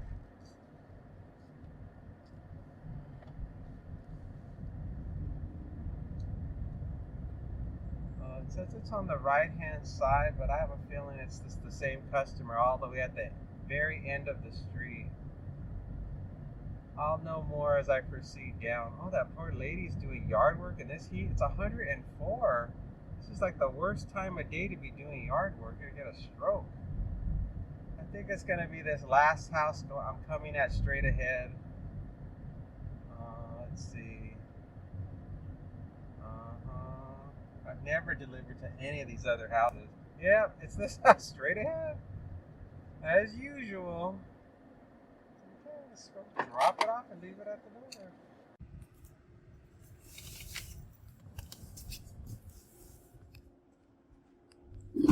Thank you.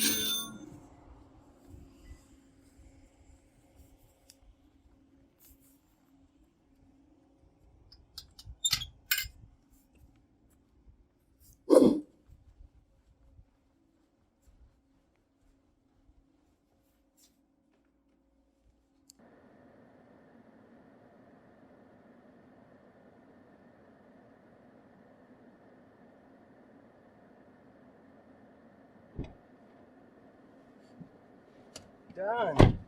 The time is 10:51 a.m. I got 34 miles on the car now. It's 104 degrees up here. I'm getting 52 miles to the gallon. I need more water. I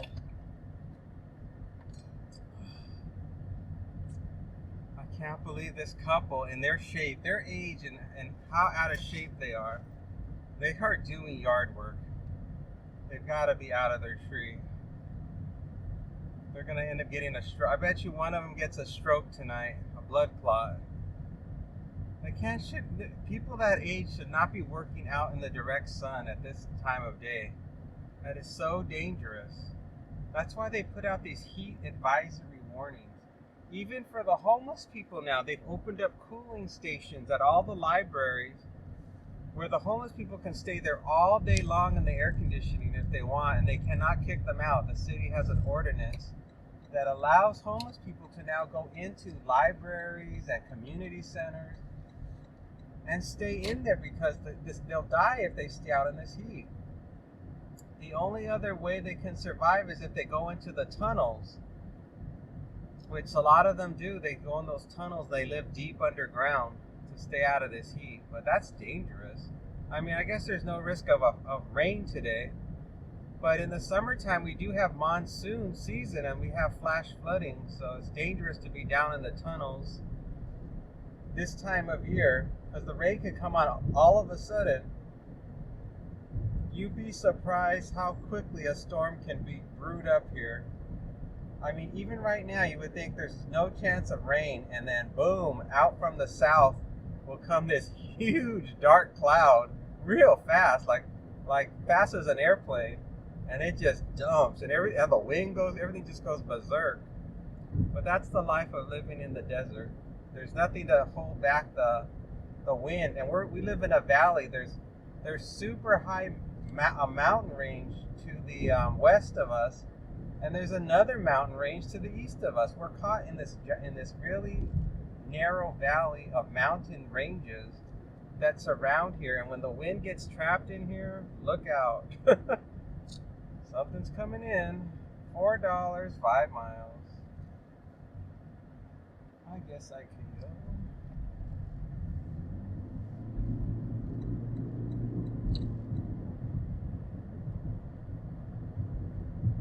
Oh boy. I'm trying my best to stay motivated here to reach my commitment. I'm working on it. $12 for 6 miles. Well, that meets the commitment. Let's see if I get it. I hit it. I hit the damn button. I don't want to do it, but I hit the damn button. Let's see if I get it. I probably will. It was a trip radar. Oh, it says routing. I got it. Start the trip. Oh, God. All right, everybody. I think I'm almost ready to tell you about the next... Oh, God, hold on. Something just came in from Lindo Michoacan. $10 for 10 miles. Okay, it's gone. Let me tell you guys about the next offer. We got something from Uber Eats. I'm gonna go to I'm gonna pick up 2 customers' orders, and it says Munch box. I'm gonna get $12.70 for 5.9 miles. And let's see if I'm going to other places besides Munchbox. Yes, I'm also going to Buffalo Wild Wings. Oh, fantastic. Munchbox is an easy pickup. Buffalo Wild Wings, not so much. That one can be a pain. And this is now going to take me, I think, into the $70 range. Now I'm just climbing. Every time I get a $10 offer, I'm stepping up higher and higher.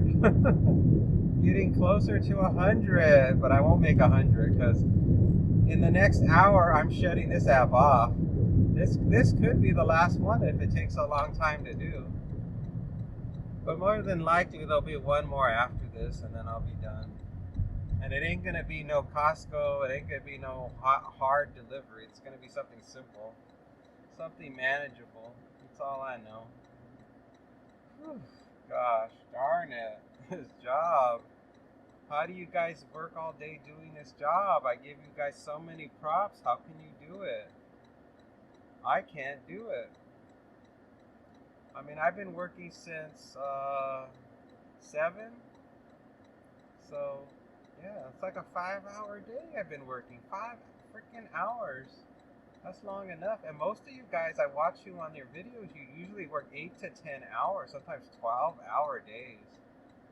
Good gravy. I could not work that long. No effing way. This is my absolute limit. Now, when I used to do Uber and they had those Quest bonuses, I used to work 12 to 14 hours. I'd work until the app would tell me that you can't work anymore. You have to take a break. That's how long I would do Uber. But you know, that was only because it was during COVID and they were paying so much money. The money was so good I could not say no to it. I was making like $50 to $60 an hour. I was like, oh, I can't say no to this. So I just kept going and going. I'm like, I gotta grab this money while it's out there. So I did. I definitely grabbed that dough. There was no doubt about that. But those days are over now. So, you know, it's amazing what a motivating force money can be when it's the right amount. Suddenly I'm like, I'm not tired, let's go. But at $20, $25, $30 an hour, I don't get that motivated. I just don't. There's no like, wow, that's a lot of money. It's like, it's like whatever. Okay, I'll do this as charity work for you Uber. This will be my contribution to society. Oh, am I gonna make it? No, I gotta wait. Oh boy. Yeah. This is small money, so there's no oh, I've gotta keep going. I've gotta get that money. Oh, well, the parking lot right here isn't that busy. It doesn't look like this shopping center is crazy like the other one I was just at. Everything looks pretty normal here. It feels so much later right now. I kept thinking that Munchbox is going to close any minute, but it's not even, it's barely going to be 11. Munchbox closes at 3:30, I believe. And for some reason, because of this heat, it feels so late in the day. All right, Munchbox, here we are. Let's do it.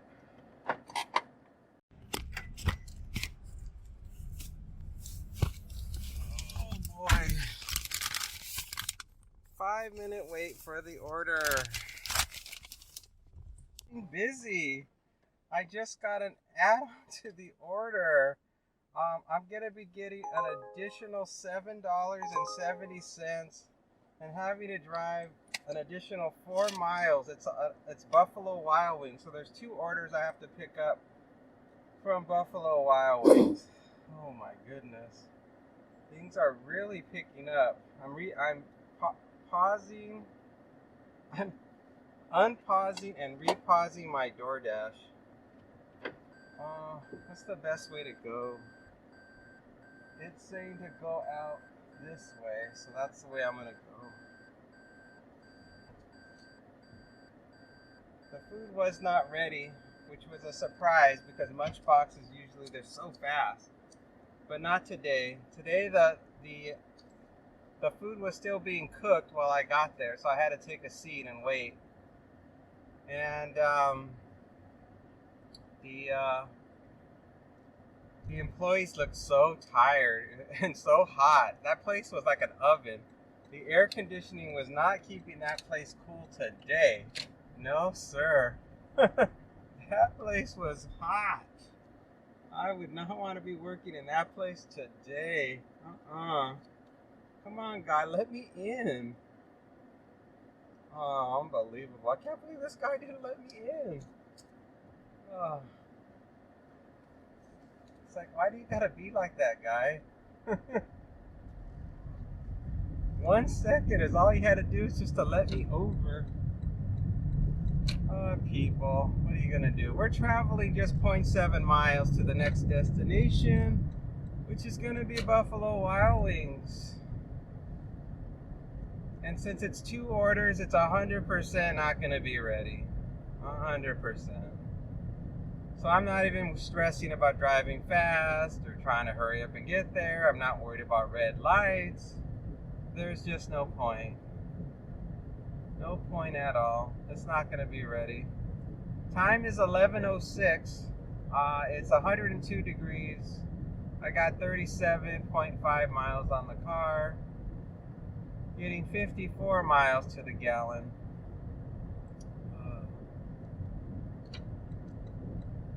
I think Father's Day is moving into full swing right now.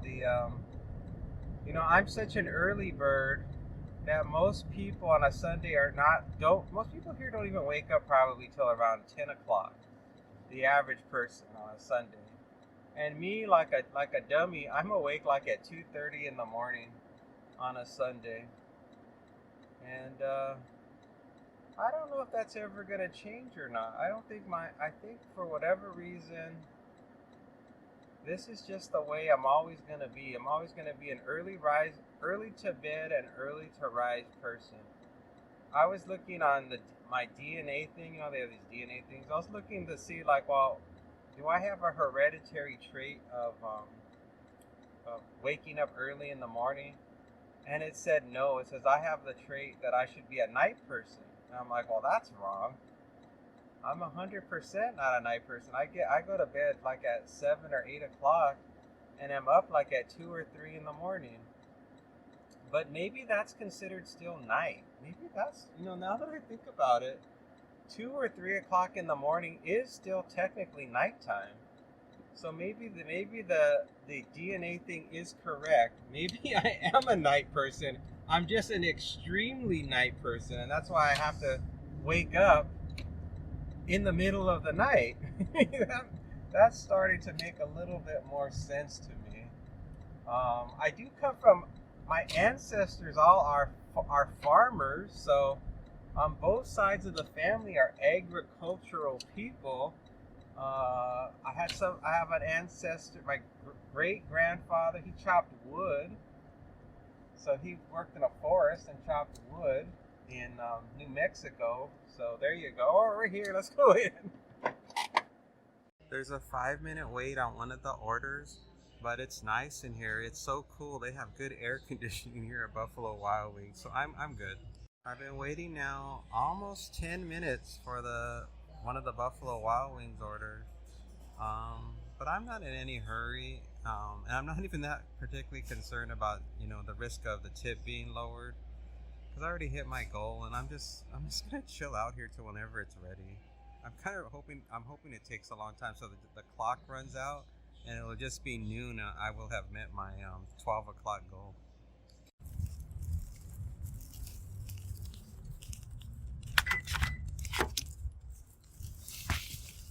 Oh my gosh, a 12-minute wait. Order verify, complete the pickup. We're gonna drop off the Munch box order first. 7-minute drive, 2 miles to get to the destination. Wow. That was quite the long wait, I must say. The person that's getting this Munch box order is not gonna be happy with me. They're going to be like, you took so long. I ordered this a long time ago. What took you so long to get here? I'm like, sorry. The app wanted me to pick up food from another place, so that's where I had to go to. Nothing I can do about it. I got to do what the app tells me to do. Oh my gosh, and it's so hot. And it's so hot in here in this car. Oh my gosh. Normally the car isn't sitting this long, so the car was starting to bake in the sun. And now the inside of my car feels like an oven. You don't have to worry about the food being cold when they get it, because this car is like an oven. Oh shoot. We're gonna be going to, it looks like an apartment. It's a leave at the door. Don't knock or ring or my dog will go crazy. It's either a sleeping baby or a crazy dog. It's always one or the other. And I don't think they gave me a gate code to get into their part. Oh, they did. They gave me an entry code. Okay, good. So things are flowing along. It's 11:23 right now. This definitely looks like it's going to be the last batch. And the grand total for all this together is going to be around $20. So it's a good deal. Oh, okay. Straight ahead. It's a good. Thank goodness for my thermos with ice cold water.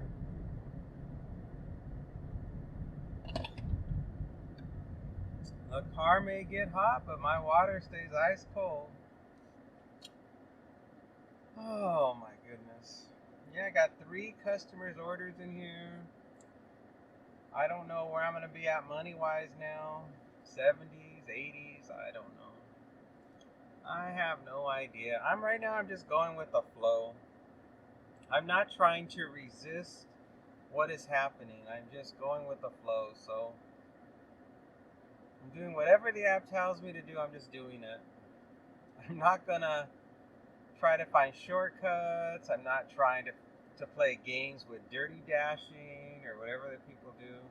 So many people I see in the videos, they always are doing dirty stacking and getting into all kinds of trouble because, you know, the customer realizes they're going the wrong direction on the map. They get a bad rating because they're taking so long, and they can tell when they look at the navigation that the person's not where they said they should be. So yeah, I don't want to get involved in any dirty stacking or any of that. It's too dangerous, and people here can turn on you so easily. People go from being nice to mean in like 2 seconds. So I would much rather just go with what app is telling me at a time, and pause the other one or turn it off, and keep it simple like that. And inside of Buffalo Wild Wings, there's hardly anybody in there. You know, Buffalo Wild Wings, it's really a guy's establishment. When I looked around to see who was actually in Buffalo Wild Wings, I didn't see any women. It was all men with beards. Every guy I saw was a little bit on the heavy set side. They all had dark hair and beards. And they were either at the bar or at tables just devouring food, like inhaling. And they even had a scoreboard. They have a scoreboard up on the wall that says which person has eaten the most wings, the most wings. I think the top person had like 50 or 60 wings that they consumed in one sitting, and so they had the top score. That's the only place I've ever been to that actually keeps track of who's the biggest piggy customer in the restaurant. That's wild. Well, I guess that's why they call it Buffalo Wild Wings, because it's wild in there. But they did have really good air conditioning in there. I feel so much better now that I was inside of there, because it's dark in there. They keep it frosty cold in there. And that really helped to bring my blood pressure down and just make me just feel so much better. I didn't want to leave. I'm like, I'll just sit here all day. I'm totally fine with just hanging out in here. I got no problem whatsoever waiting for this food order. I'm on bonus time right now. It's like right now I've already hit my goal, and now everything is gravy. I'm just cruising along, enjoying myself until it hits 12 o'clock. Maybe I should do that from now on. Rather, like if I finish early in the future, just keep going. You know, if I hit let's say I hit the goal at 9 o'clock or 10 o'clock tomorrow, I think from now on I should just keep going till noon no matter what. And that way it'll compensate for those days when it's really slow and I only make like $7 or $5 for the whole day because all the offers were terrible. So that way it continues to average out to $50. My only concern was that I don't want to make too much money. I guess I could take a day off. I really just want to get my $1,500. Maybe I'll take a day off. That's what I'll do. If it turns out I'm getting too far ahead by the end of the month, I'll just stop. I'll be like, take the next week, rest of the week off. I'm going to make a left here, and then I think it's on the right-hand side, I think, or it's on the left. It might be on, it's on the right? I didn't even know there was an apartment complex over here. I rarely ever go to an apartment complex over here. Where's the entrance? Okay, I see it. Uh-oh, there's an Uber driver, or who's that person? I hope the gate's open. Nope, it's not. Entry code, please. Entry code.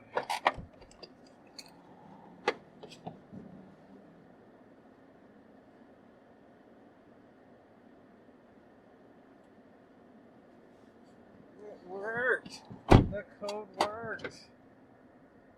Make a right. It's the first building on the right. Are there any parking spots available?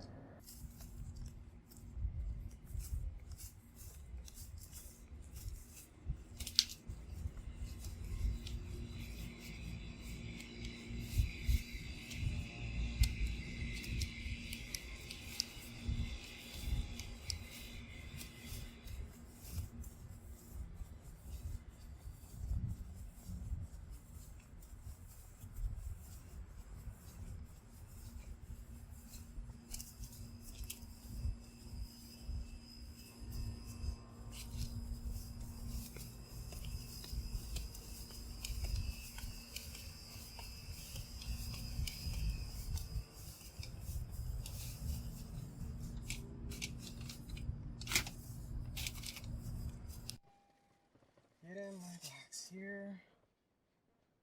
Whew, going up those stairs, let me tell you, winded. Whew. My gosh, and that person, as soon as I dropped the food off and walked away, they opened the door. They were starving for their food. Which, we'll see if they are happy or sad at me for taking so long to bring them their food. You'll see when I do the last drop off what the total amount of money is that I made on this order. Oh my gosh.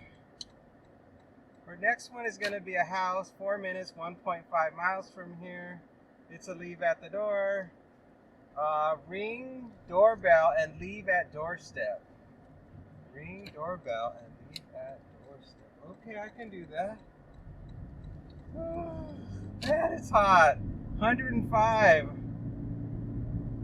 105. I have 40 miles on the car. 53 miles to the gallon. Hot.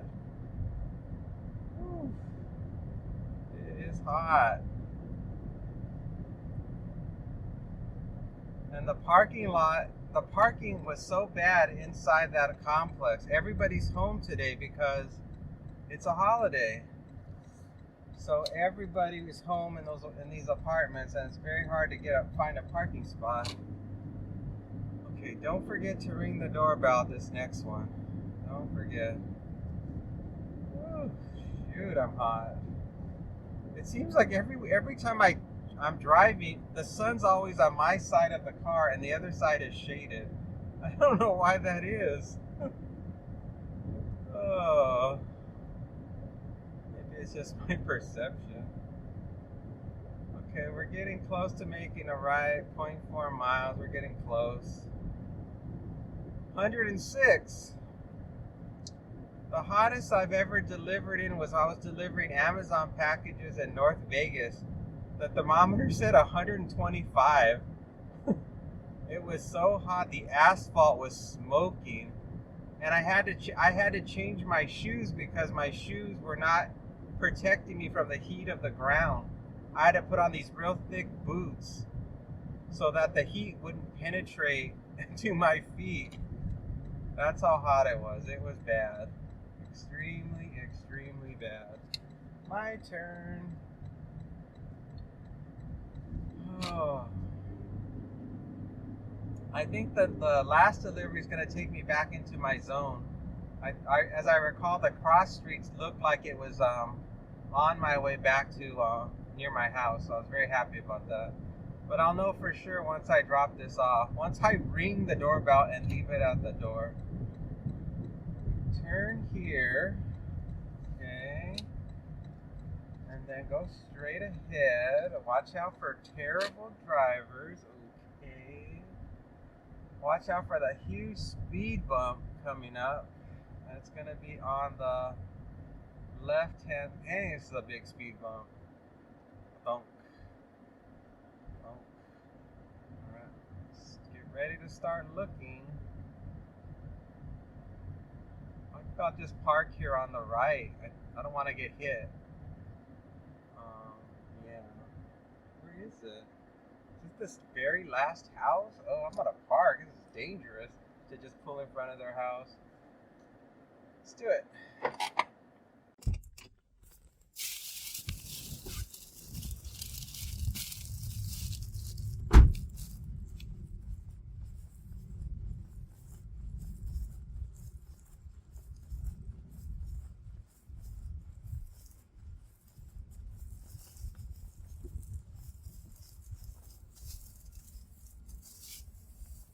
Alright, the food is delivered. We got one more delivery to do.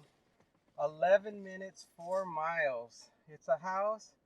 It's a leave at the door, and I have a gate code. And that's going to do it. This is going to be the last delivery. And I'm going home. Is this a one-way street? I cannot tell. I vote that it's a two-way street. I think I'm on a speed hump. Yep. There's the speed hump. Alright, let's get out of here. Let's drop this last one and be done with the day. Oh. This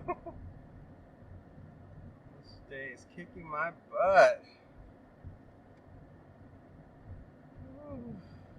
Yeah. These days are brutal. I am so sweaty.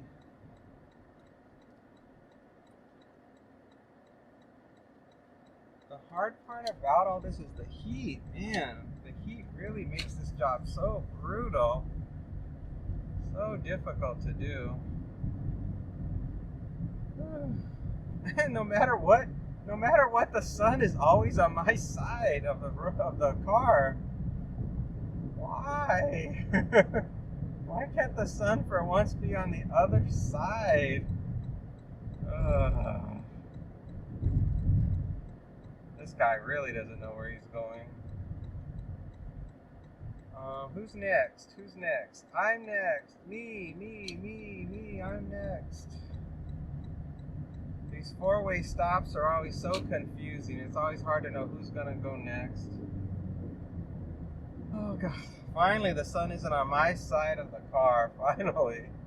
Let me make sure I have the right customer. Yep, okay. It's with this many customers, it's so easy to mess up. Uh-oh, you guys, you're gonna end up having to get over. They closed your lane. Get over. Ooh. Let me tell you. 107. Hottest point of the day, 107. It should reach about 108.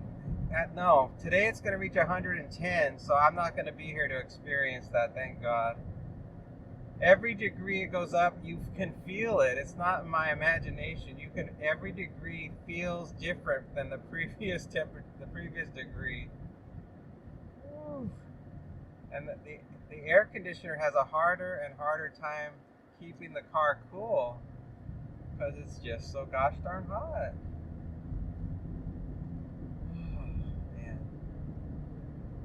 Well, all in all, this day has been a good day for making money. I haven't made this much money in a while. Definitely not since they changed everything. Now look, this is a perfect example of how my acceptance rate has nothing to do with how good of offers I've been getting. My acceptance rate is so low. And did you see that I got a $35 offer? $12, 10 miles. Let me turn this off so I don't get any more offers. Stop new requests there. Yeah, can you see that even with my low acceptance rate, they're still sending me generous offers? It's like I was saying, if there are too many drivers, then of course it's gonna prioritize people with higher acceptance rates. That's true.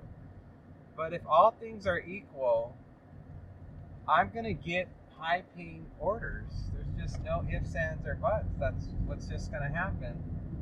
As long as I am in the close proximity of the store, they're gonna send me that good offer. The only thing that's gonna hinder me is if there's another driver that has a good acceptance rate and they are also nearby. That's the only difference.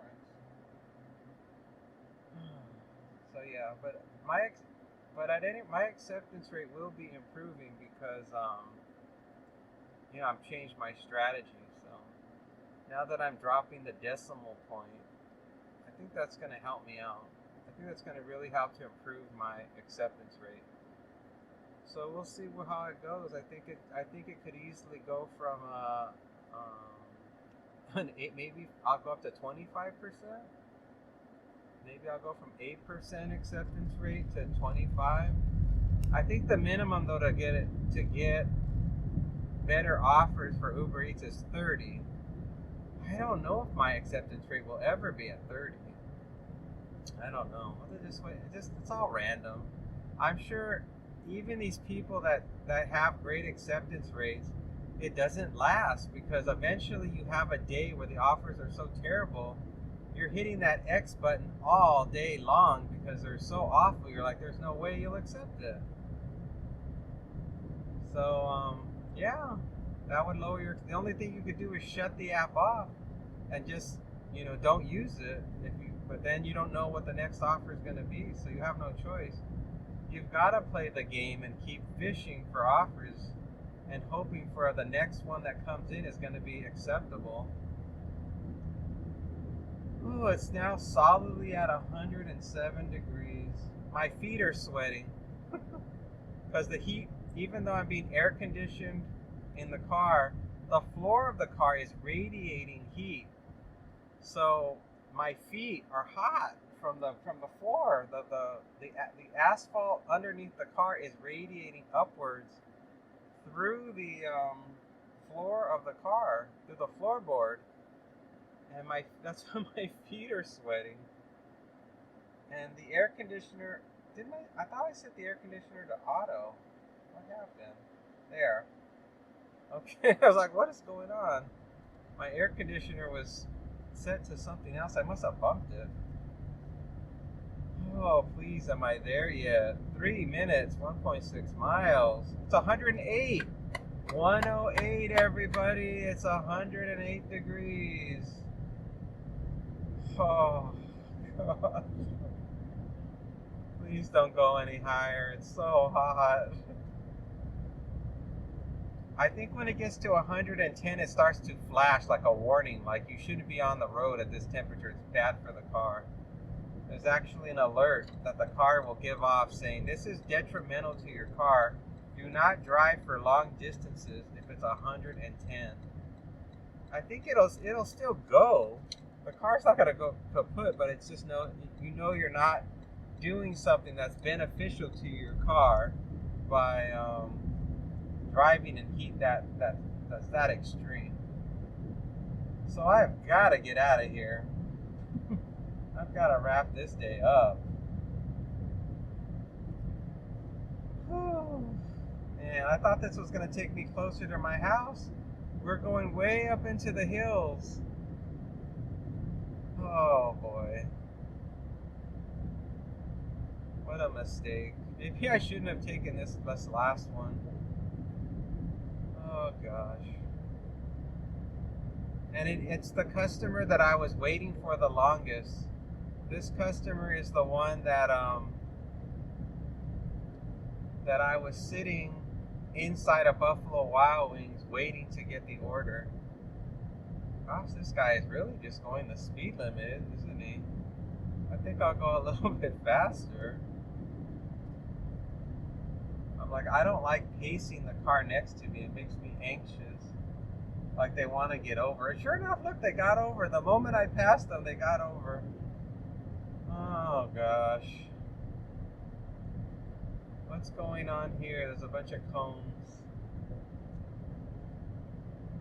Oh, get ready to use the gate code. We're making a left coming up here.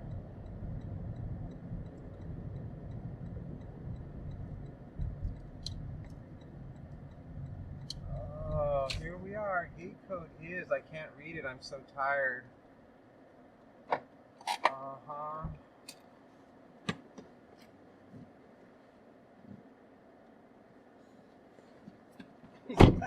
That same person that was behind me ended up using the clicker. God. Thanks a lot, guy. Thanks a lot.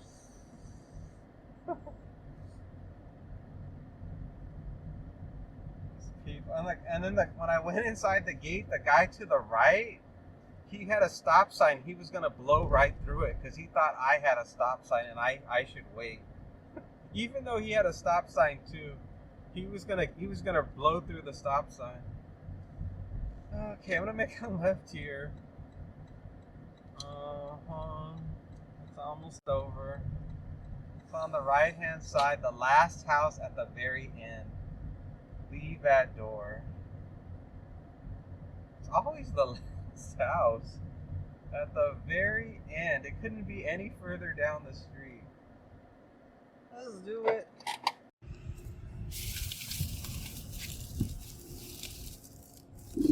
Thank you.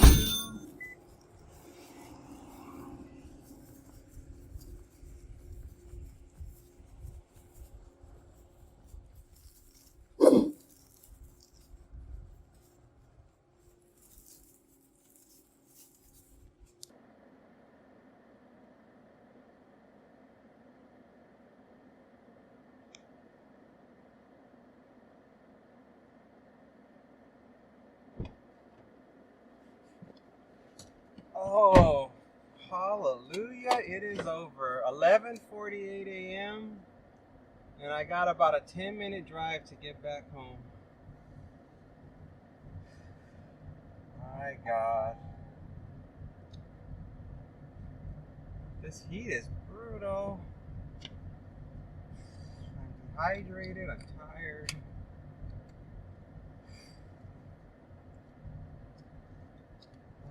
Well, I made good money, huh?